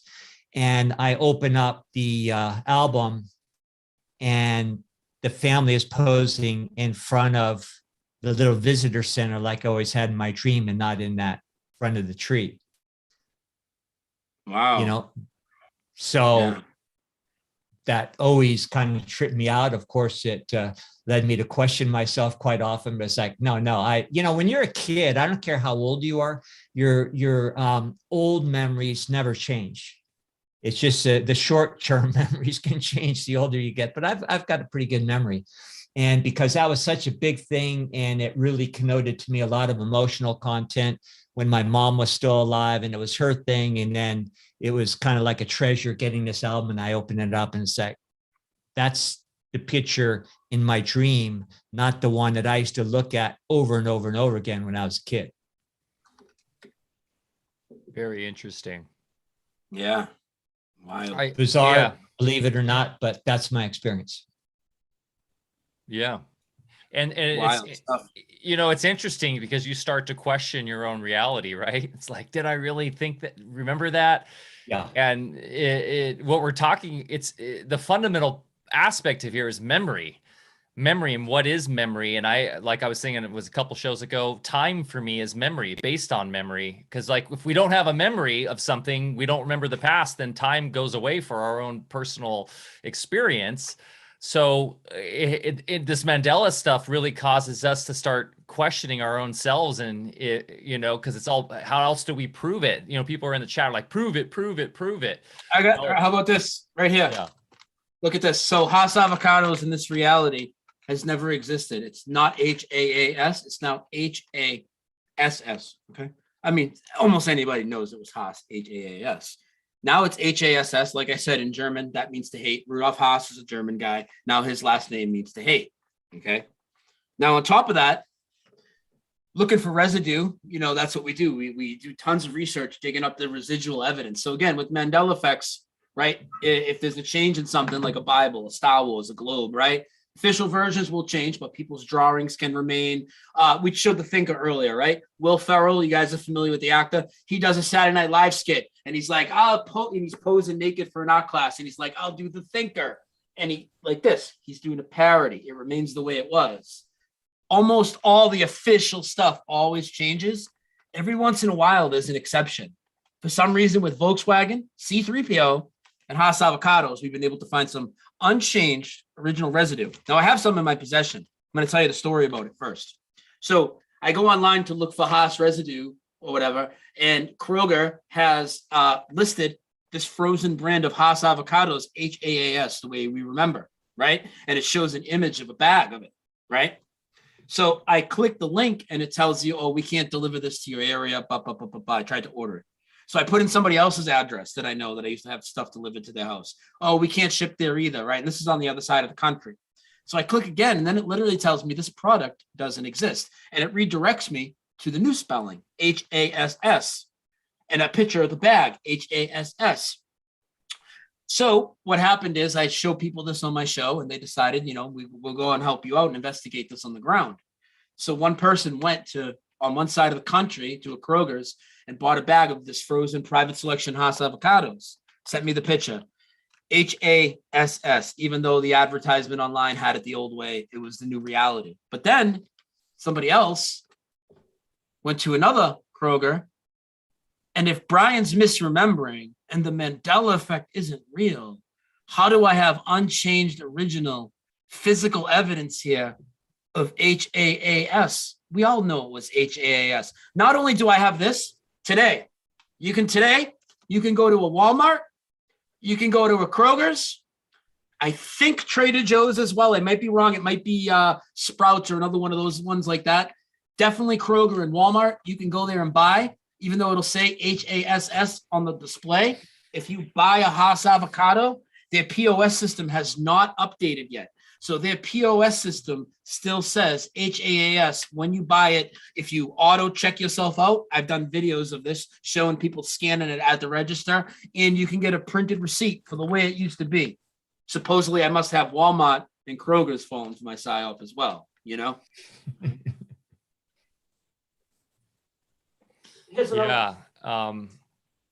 That was what you call residue.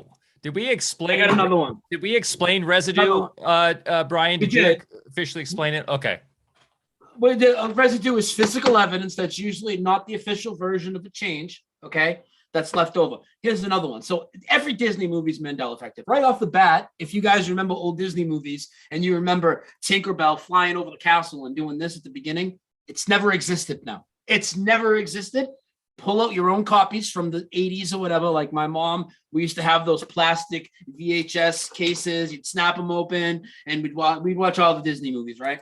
Now, one of them that I watched, now, of course, Mirror, Mirror on the Wall, never been said now. Most people familiar with that Mandela Effect. Now it's always been Magic Mirror. The amount of residue on that is insane, okay? But one of the ones that changed for me was 101 Dalmatians. This is a puzzle. Doesn't have anything to do with the movies. It has to do with the dogs. I went to a restaurant a couple weeks ago. You see this puzzle right here with the Dalmatians? This is how Dalmatian used to be spelled. That's why it's written like this. It's not spelled like this anymore. If you spell Dalmatian like this, it'll change this O to an A. The movie was spelled 101 Dalmatians with an O. I used to watch it all the time. I know it was an O, just like this. If you type Dalmatian like this, you'll get spell checked on Google. It's now always been an A. Now, not only do I have this physical residue, when I covered this change a couple of years ago, I showed loads of actual Dalmatian dog breeders and their websites online who think it's spelled with an O. Now, another piece of physical residue is C-3PO. If you ask anybody what color is C-3PO in Star Wars original trilogy, they'll tell you he's all gold. C-3PO now has a silver leg in this reality. In the original trilogy, his leg from the knee down is silver on one side of his body. It's a complete eyesore, okay? But I have this. Now, you need to be specific with residue. Now, there are Mandela channels that are not specific. So, for instance, we know that there's the trilogy, there's the prequels, there's all these other Star Wars movies. You can't just show a picture of an all-gold C-3PO and call it residue, because you have to be able to show it's from the original trilogy, because it's only the original trilogy, which we all know so well. He has a silver leg now. This doll right here, I first saw it at Huntington Beach. They were selling it for like $100 in a collector's shop or something. But one of my viewers bought me one real cheap online. Okay. Very intricate detail, right? So people will say, oh, they just didn't want to waste paint and color his leg silver. I've had people tell me that. Look at the wires. Look at the color of the different wires in his stomach and all the valves and stuff on him. All gold, all right? But not only is he all gold, this is from Kenner. Not only is this from Kenner, if you look at the date, this doll came out in 1997. The Phantom Menace prequel didn't even come out until 1999. This is not representing anything other than the original trilogy, intricate detail. Yet in this reality, C-3PO has always had a silver leg. Would you like me to show people that haven't seen it yet? I can bring up C-3PO. In the actual movie? Yeah, he has a silver leg now. It's the craziest thing ever. Yeah, I don't remember that at all, and I've watched Star Wars 400 times. Oh, okay. So check this out. I thought you already knew about this one.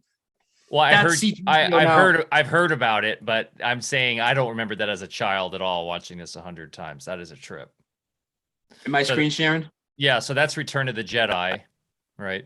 That's Return of the Jedi. And also, so first off, he's in the Ewok village. He's not in the desert, because first thing skeptics will say, and Anthony Daniels himself, I believe he does know about this. He did a video in 2016. Why in 2016 did the USA Today put out a video about why you never noticed C-3PO silver leg? Oh, I don't know. Maybe that's when the Mandela Effect blew up on YouTube. I mean, it's very transparent what they did. So what people will try and say is, oh, well, he was just walking through the desert and it was always silver, but it was reflecting the gold sand. So you thought he was all gold. Okay, well, check this out. Yeah, I'd like to see in the first Star Wars, because right here, there you go. Episode 4. This is Princess Leia's ship, episode 4. Before they go down to Luke's planet, he's got the silver leg coming down the hallway. You can watch the video clip of it. You'll probably get copyright strike if you try that now, but watch it later. Silver leg coming down. He's got the silver leg all throughout. Granted, sure, sometimes it's hard to see, but those of us that have watched this movie hundreds of times, there's no mistaking, dude. We know he was all gold. There's even official Kenner other dolls issued back then. Look, Return of the Jedi. Look at all gold. Official unchanged residue. How could people say we're misremembering? And what, the company just made these by accident that happened to match my mismemory? We know that C-3PO was all gold, man. Yeah. That's one I'm I pretty sure bought about. all those for my kids. I remember those well. Yeah, how dare they mess with my Star Wars? Well, I mean, they've already messed with the Star Wars. They made the last 3 movies terrible, and the ones before those terrible. So I'll give them Star Wars. Oh now. yeah, I don't pay attention anymore, and it's so bad. Space movies and all that are kind of ruined for me over the last decade. I agree, the space movie thing, but the one thing Star Wars had going for it is they had this kind of ethos of the Force and there were some really cool elements that were metaphysically awesome to learn as a kid with Yoda and stuff. But yeah, of course, the whole space opera stuff. So that one picture of him was from one of the original movies before, because there was one scene, I think, in a later movie where he gets beat up and they have to, put him back together again. Empire. That's another thing they'll address, but that's in Empire Strikes Back, which is the second movie. Mhm. That's about halfway through the movie when they're on Cloud City, and he's already got the silver leg for a movie and a half before that even happens. It has nothing to do with that.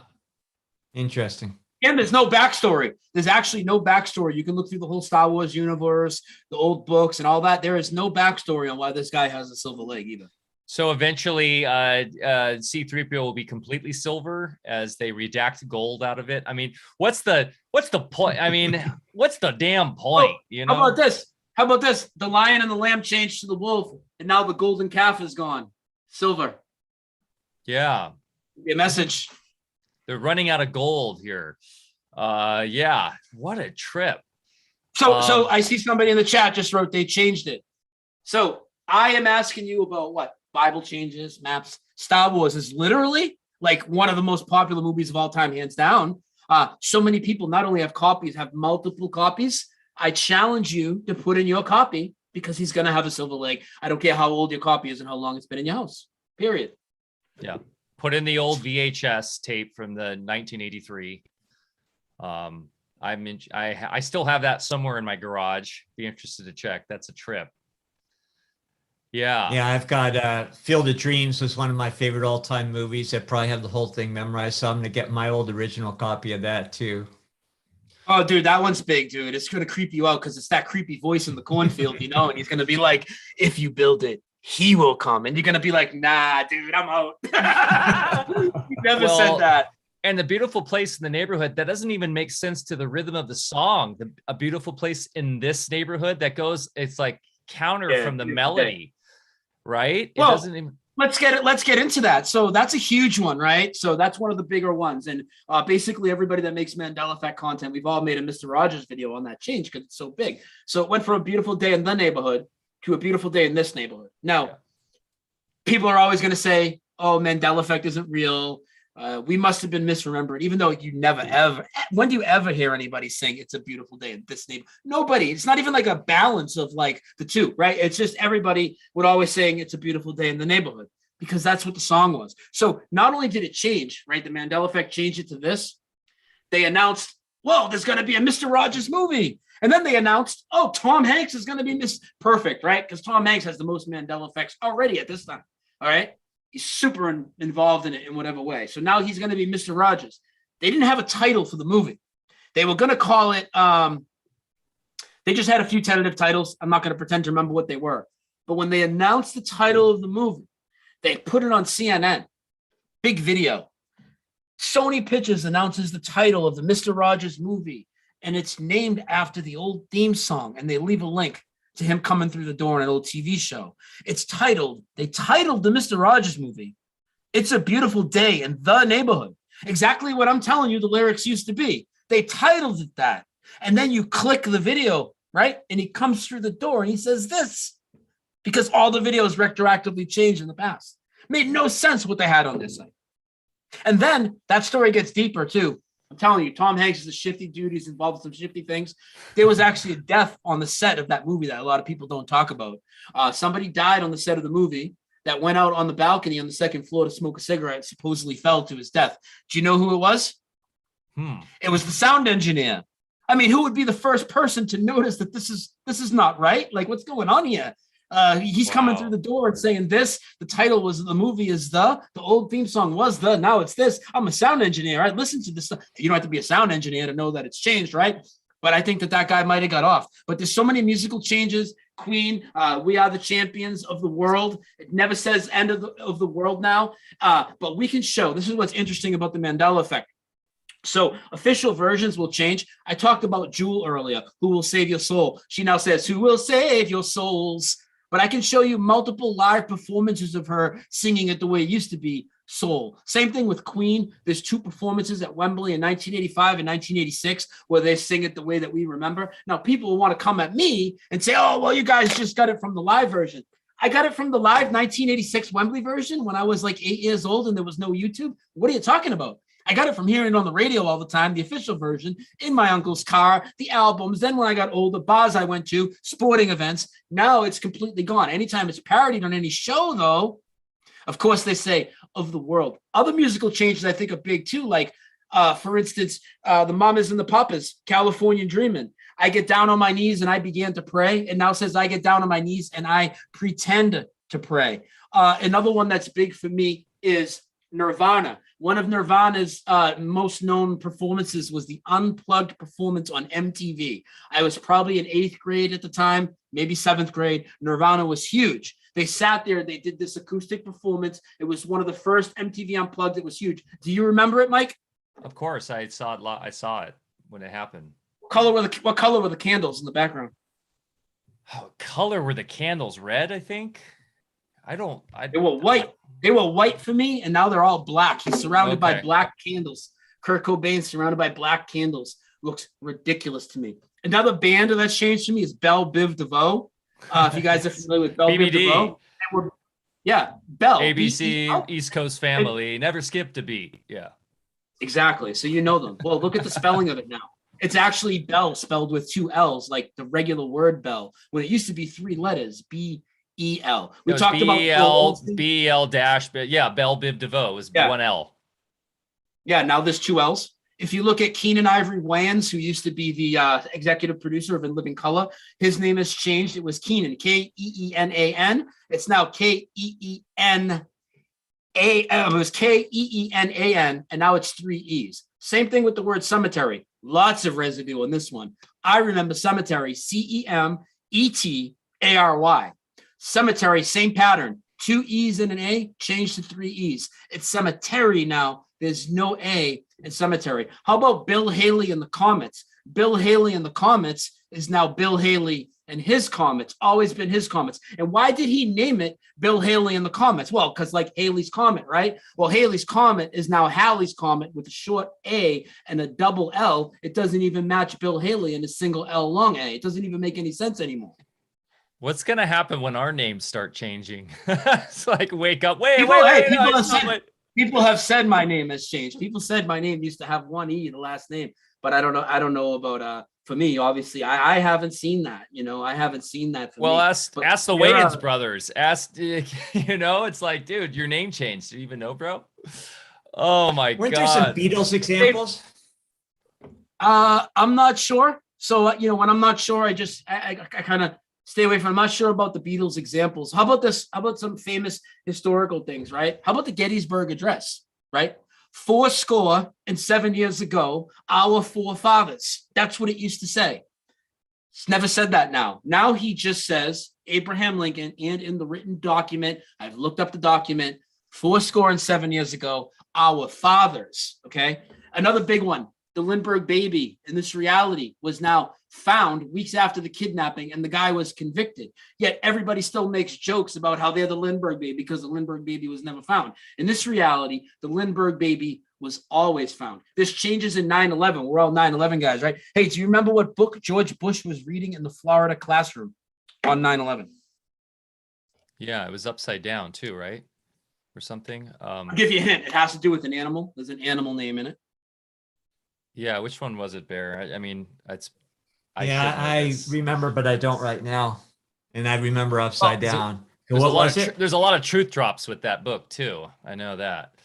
The one he chose. Yeah. Well, the book used to be called My Pet Goat, but now in this reality, it's always been The Pet Goat. Now it's always been The Pet Goat. But everybody in 9/11, we all know it was my pet goat. We talked about Tinkerbell earlier, not doing the thing over the Disney castle. Tinkerbell herself is a Mandela effect. She's 2 words now, always has been. And I have proof from the U.S. Trademark Office that she was originally registered as 1 word. Hello, Clarice. Never said in Silence of the Lambs. Fly, my pretties, fly. Never said in Wizard of Oz. She just says fly, fly, fly. Also in Wizard of Oz, many changes. Another big one that everybody quotes, pay no attention to the man behind the curtain. It's now pay no attention to that man behind the curtain. The Scarecrow now has a gun. The Tin Man now has a giant wrench. And there's a lot of other little changes, but that's not one of my biggest movies, so I won't talk about There's that. a But gun? Star Wars, What? yeah, I he heard has that a gun. one. He's packing heat. Got a He's Glock. packing heat. How about at Star Wars? If you go to Star Wars, Chewie used to get a medal. There was a medal ceremony. Han got a medal from Princess Leia. He put his head down. She put the medal over him, and she kissed him on the cheek. Luke, medal over his neck, kissed him on the cheek. Chewie was so tall, he had to lean way down. She didn't kiss him, but she put the medal over him, and he would look up at the sky, and Star Wars cut to the credits, the end of the movie. That was my reality. That's not on anybody's copy now. In this reality, Chewie gets totally screwed and doesn't get a medal in Star Wars. Yeah, that is Wow. interesting. Poor Chewie. That's the Bigfoot thing, because Chewie's Bigfoot. They're screwing Bigfoot. See, It could be. Yeah, and the Forrest Gump one is a classic too, of course. Which that Oh, one which always, one? There's that so one always, many. the box of chocolates one. That one always gets me. Yeah, so life is like a box of chocolates is now always been life was like a box of chocolates. You want to talk about physical residue? The box for Forrest Gump VHS still has the quote on there and quotes him as saying life is like a box of chocolates, even though he doesn't say that in the movie. It's still on the original VHS backing if you look at it for Forrest Gump. And there's other changes in there that are huge.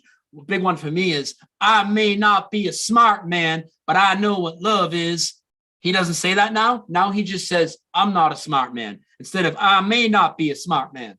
It's totally different inflection in their voice. It's like the Mandela Effect makes these powerful things stale sometimes. Like Rodney King, for instance, right? His interview was famous. Can't we all just get along? Can't we all just get along? He's never said that now. Now he doesn't say can't, he says can. Can we all get along? Can we just get along? With that type of like relaxed voice in his tone.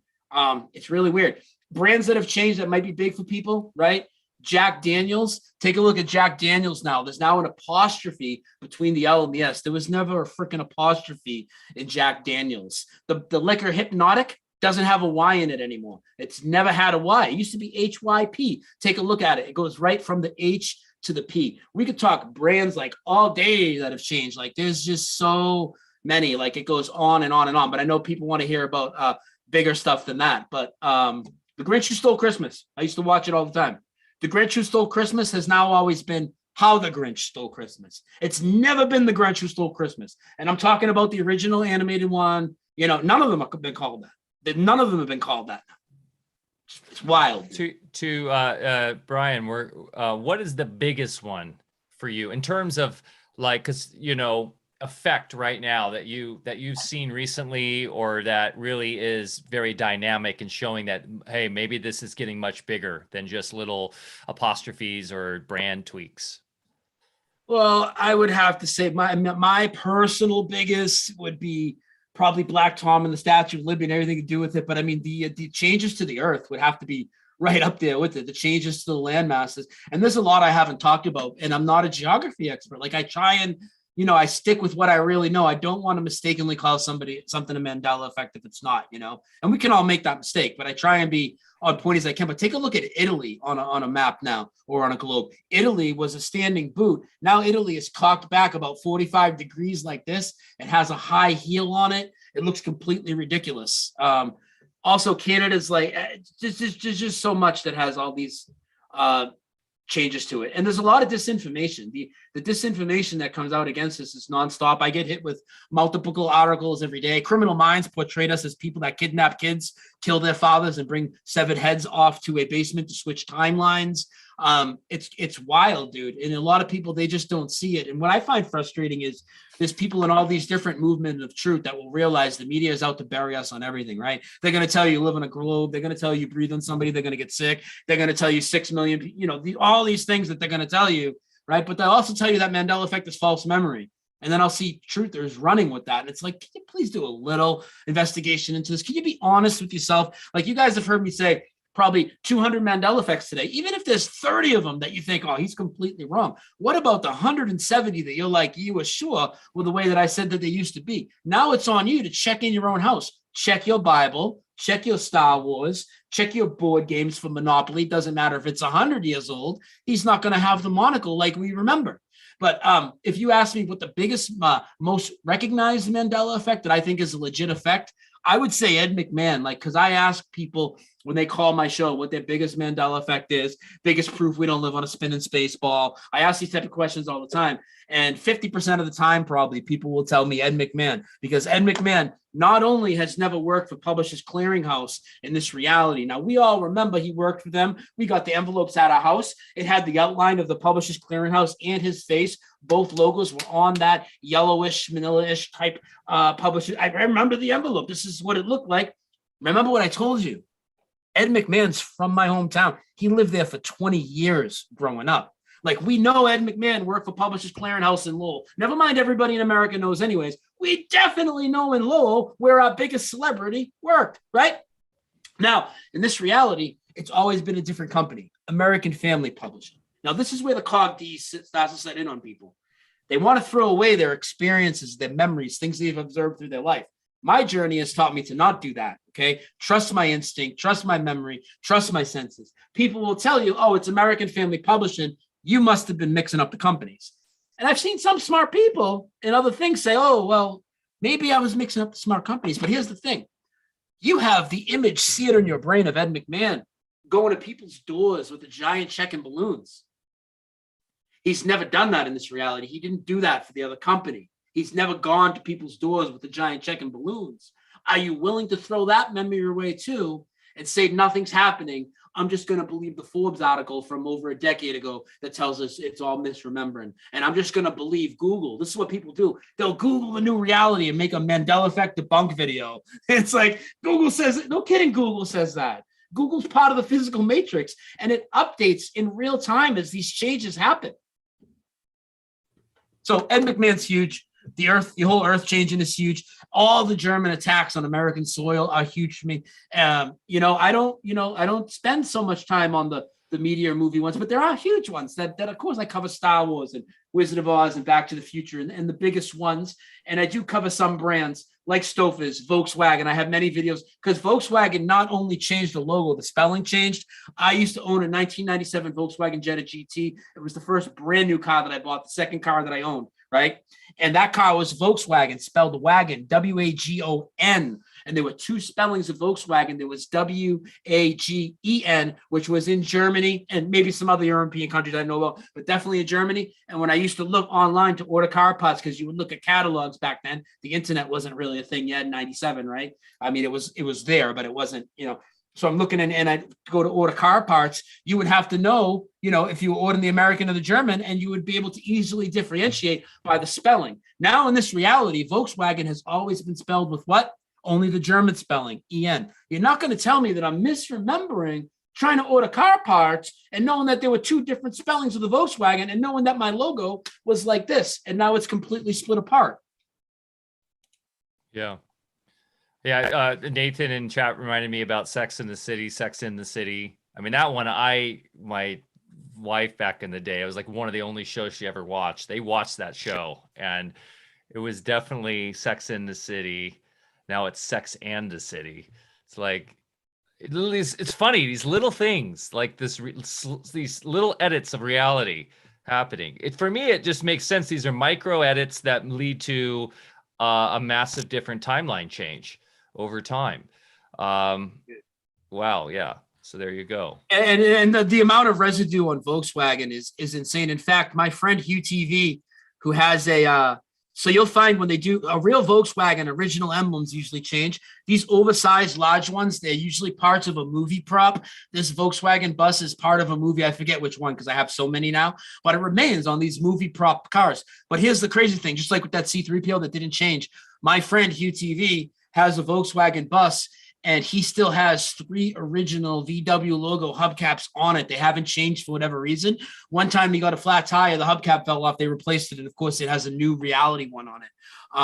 Also, somebody wrote in the chat, I just seen the word judgment in the chat with 2 E's. Check your Bible. I know there's still judgment with 2 E's that's accepted in certain situations, and definitely in the UK, but in the Bibles, judgment has changed to only having 1 E in it. That also applies to the Terminator 2 Judgment Day movie, which is the real eyesore for me. If you look at the artwork now, Judgment Day, T2 Judgment Day, just has 1 E in it instead of 2.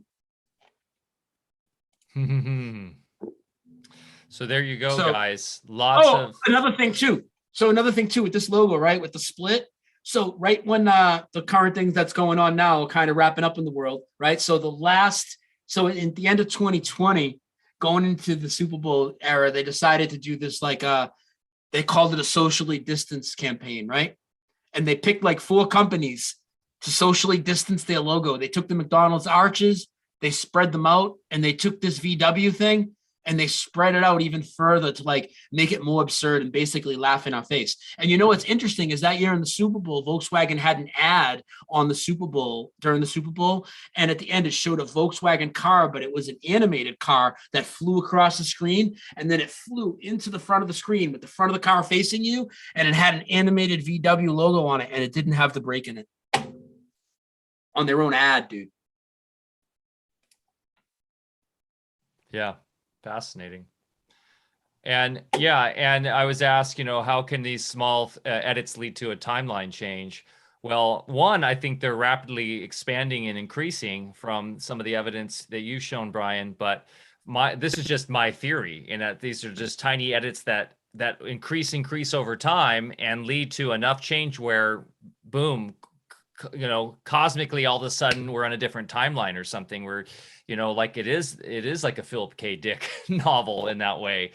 I personally believe this has to do with our own collective consciousness and how, because we're all more and more connected thanks to the internet, we're seeing these more, and we are unconsciously maybe causing some of these. But also, I do believe that black magicians are manipulating the reality in any way they can through their occulted means.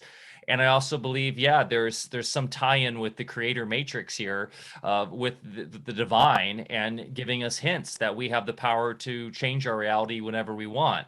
And that's why media is changed a lot, because that is what ties us together, is music, movies, branding. These are all things that we share socially and culturally.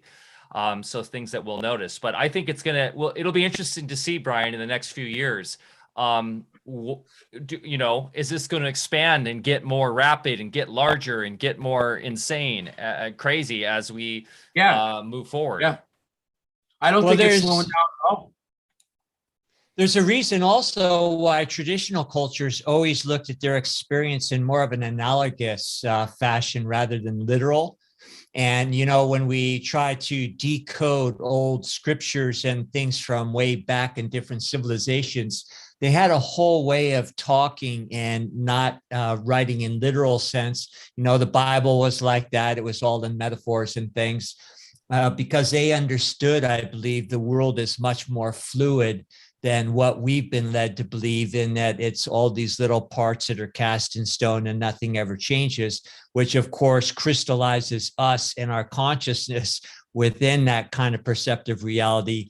So I think all of that's blowing apart, and we're starting to sit back now and really understand that there's a whole different nature about it. And the good thing is that is going to reveal the creator and the creator's glory, and also reveal our true potential within the creation.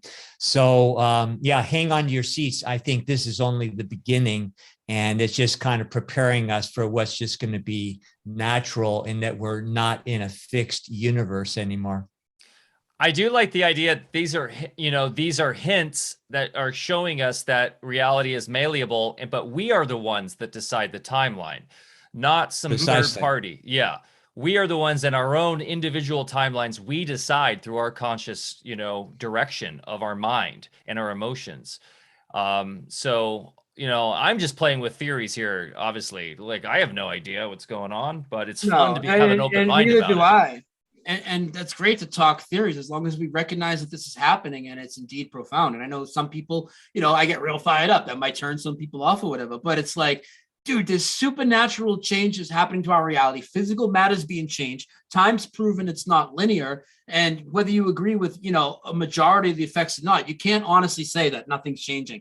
So of course I'm going to be passionate about it, especially when so many people are late to look into this or won't look into it or completely shut it down. And I see so many people get stuck in the physical on all different sorts of other truths, and I have a lot of growing to do, and there'll be more after this. Let me just say that this is not the ultimate truth. It's not the be all end all, but neither is what you're looking at. And neither is what the next guy is looking at. We're all on this journey that keeps on going. But everything else I looked at was about taking apart deception, from the Apollo Moon program to 9/11 to the events at schools to the event that's been going on the last 2 years.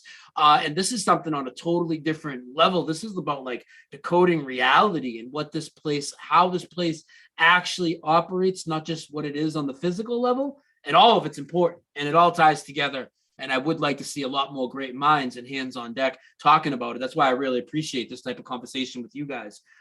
Really, really. Well, thanks. Thanks for you today, Brian. This was great. Really a lot of fun. And anybody can quibble any one of these events and pick it apart and have, debates about it. But the fact is all the work that you've done has brought so much to light that I don't think anybody can deny that there's something going on here. So thanks. I think we can go a lot deeper in this in the future. And your work has done a lot just to more than just get us a good start. Awesome, man. And a couple months goes by or whatever, let people get a feel for this. And you want to have me back, I think we should do a follow-up episode, let this sit in. We'd love to.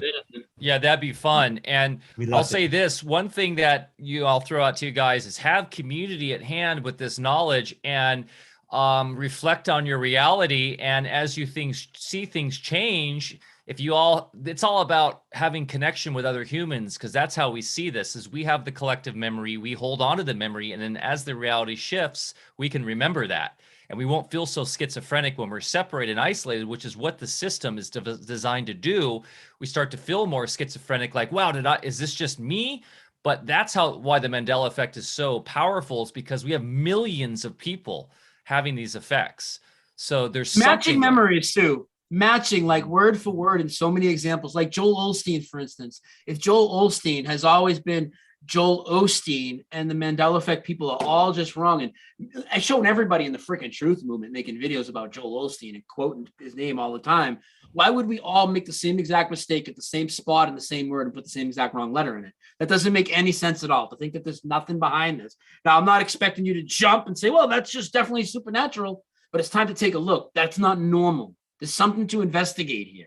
To say that there's nothing fishy going on with this reality and ignore this is it's mind-boggling to me. And that's where my frustration comes in. I'm surrounded by a lot of really smart people, a lot of things. Some get it, some don't. I'm hoping I'm increasing that number. I thought several years ago I would get a lot of other content creators to start talking about this as well. Not so much luck, but I am waking up many people in their chats, and they are starting to want this type of content.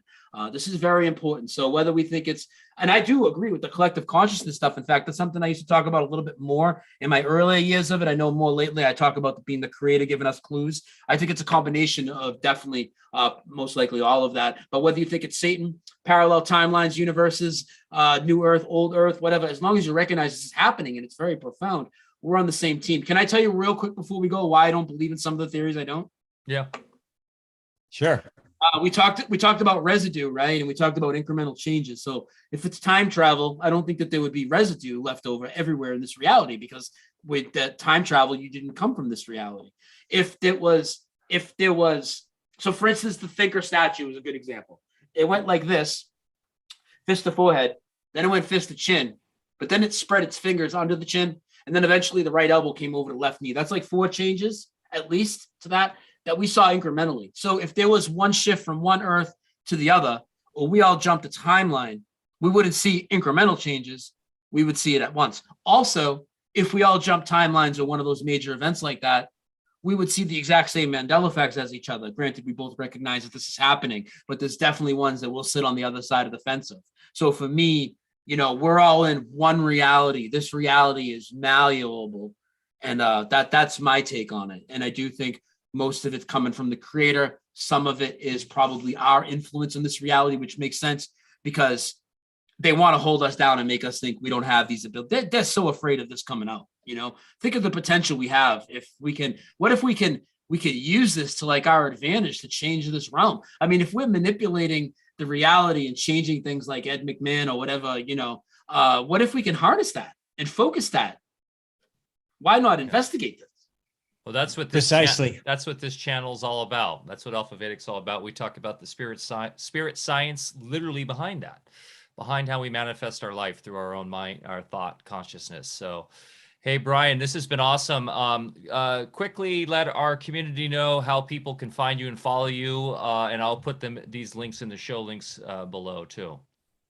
Sure. You can find me basically every platform. Just search Brian S. Staveley. But if you go to doseofrealityshow.com, doseofrealityshow, 4 words.com, it'll just bring you to my website, hit my links, and you'll see all my platforms. But primarily, I try to live stream when I can on YouTube, but I'm on 2 strikes again. So if you go to my YouTube channel, it's going to look like I have almost no content, but I have over 1,500 videos on my Odyssey, 1,000 videos on my Rockfin. There are 1,100 videos on my YouTube, but for 2 months, I'm going to have it on private so I don't lose the channel. But I'm also on Rumble now. I know you guys said you're on there. I live streamed on Rumble a few times this week.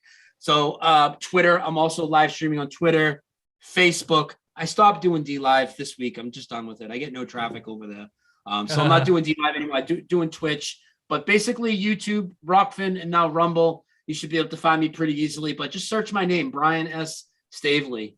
That'll bring me up on whatever platform you're on, or if you want specific links, emails, donation, whatever, those other links, just go to my website, doseofrealityshow.com, and click my links. And I'll keep that updated as I lose channels or lose platforms, because that happens to me all the time. Beautiful, brother. Hey, we really appreciate you and everything you're doing out in the world. You're living your truth, man. So we've been honored to have you on here today. Yeah, and we'll do a part 2. Awesome. Definitely. Perfect. Yeah, and if you ever want Bear to pop in on your side of the things, he would love to probably talk about some of the physics behind these effects. And we will probably do an Alfacast on that, huh, Bear? On waveform mechanics and the manipulation of time. So well, while we have this, because eventually, I'll put this up for my people to see on my channel or whatever. Why don't you tell me what you told me earlier, Bear, about what you've been into for the last 40 years that has really come to the light in the last 2 years? That's something you've known for a very long time about the way the body works, and keep this YouTube safe for your own sake or whatever. But can you tell people a little bit, because they'd be really interested in that? Yeah, well, I witnessed real-time changes in bodies that were supposedly physically impossible, and it came about when people just literally changed their perception. And what I realized my role as a physician really was early on was to help them change that perception, and then biology would follow. And of course, we had to work in such a way, because we're doing different things, that the powers that shouldn't be would come after us if too many people were getting better from things that they shouldn't be getting better from. So it got into that whole witnessing anatomical changes take place that in the conventional system were considered impossible. And so my entry into all this is that biology is really, just a manifestation or mirroring where we are in our consciousness. And that led me later on to understand more about how this whole physical reality is malleable, not just our own biology. So we can go deep into any of those things.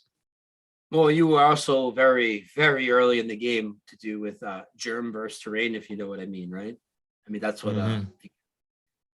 Oh yeah, that's the biggest hoax of them all. I mean, and you think of the fear that has been surrounded that, and all of the things that we have been coerced into doing because of that belief system, and all the immense suffering to present time. And it's just, to me, mind-boggling that people can still believe that, but it's just so engrammed deeply into our neurology that it's tough for people to lose it.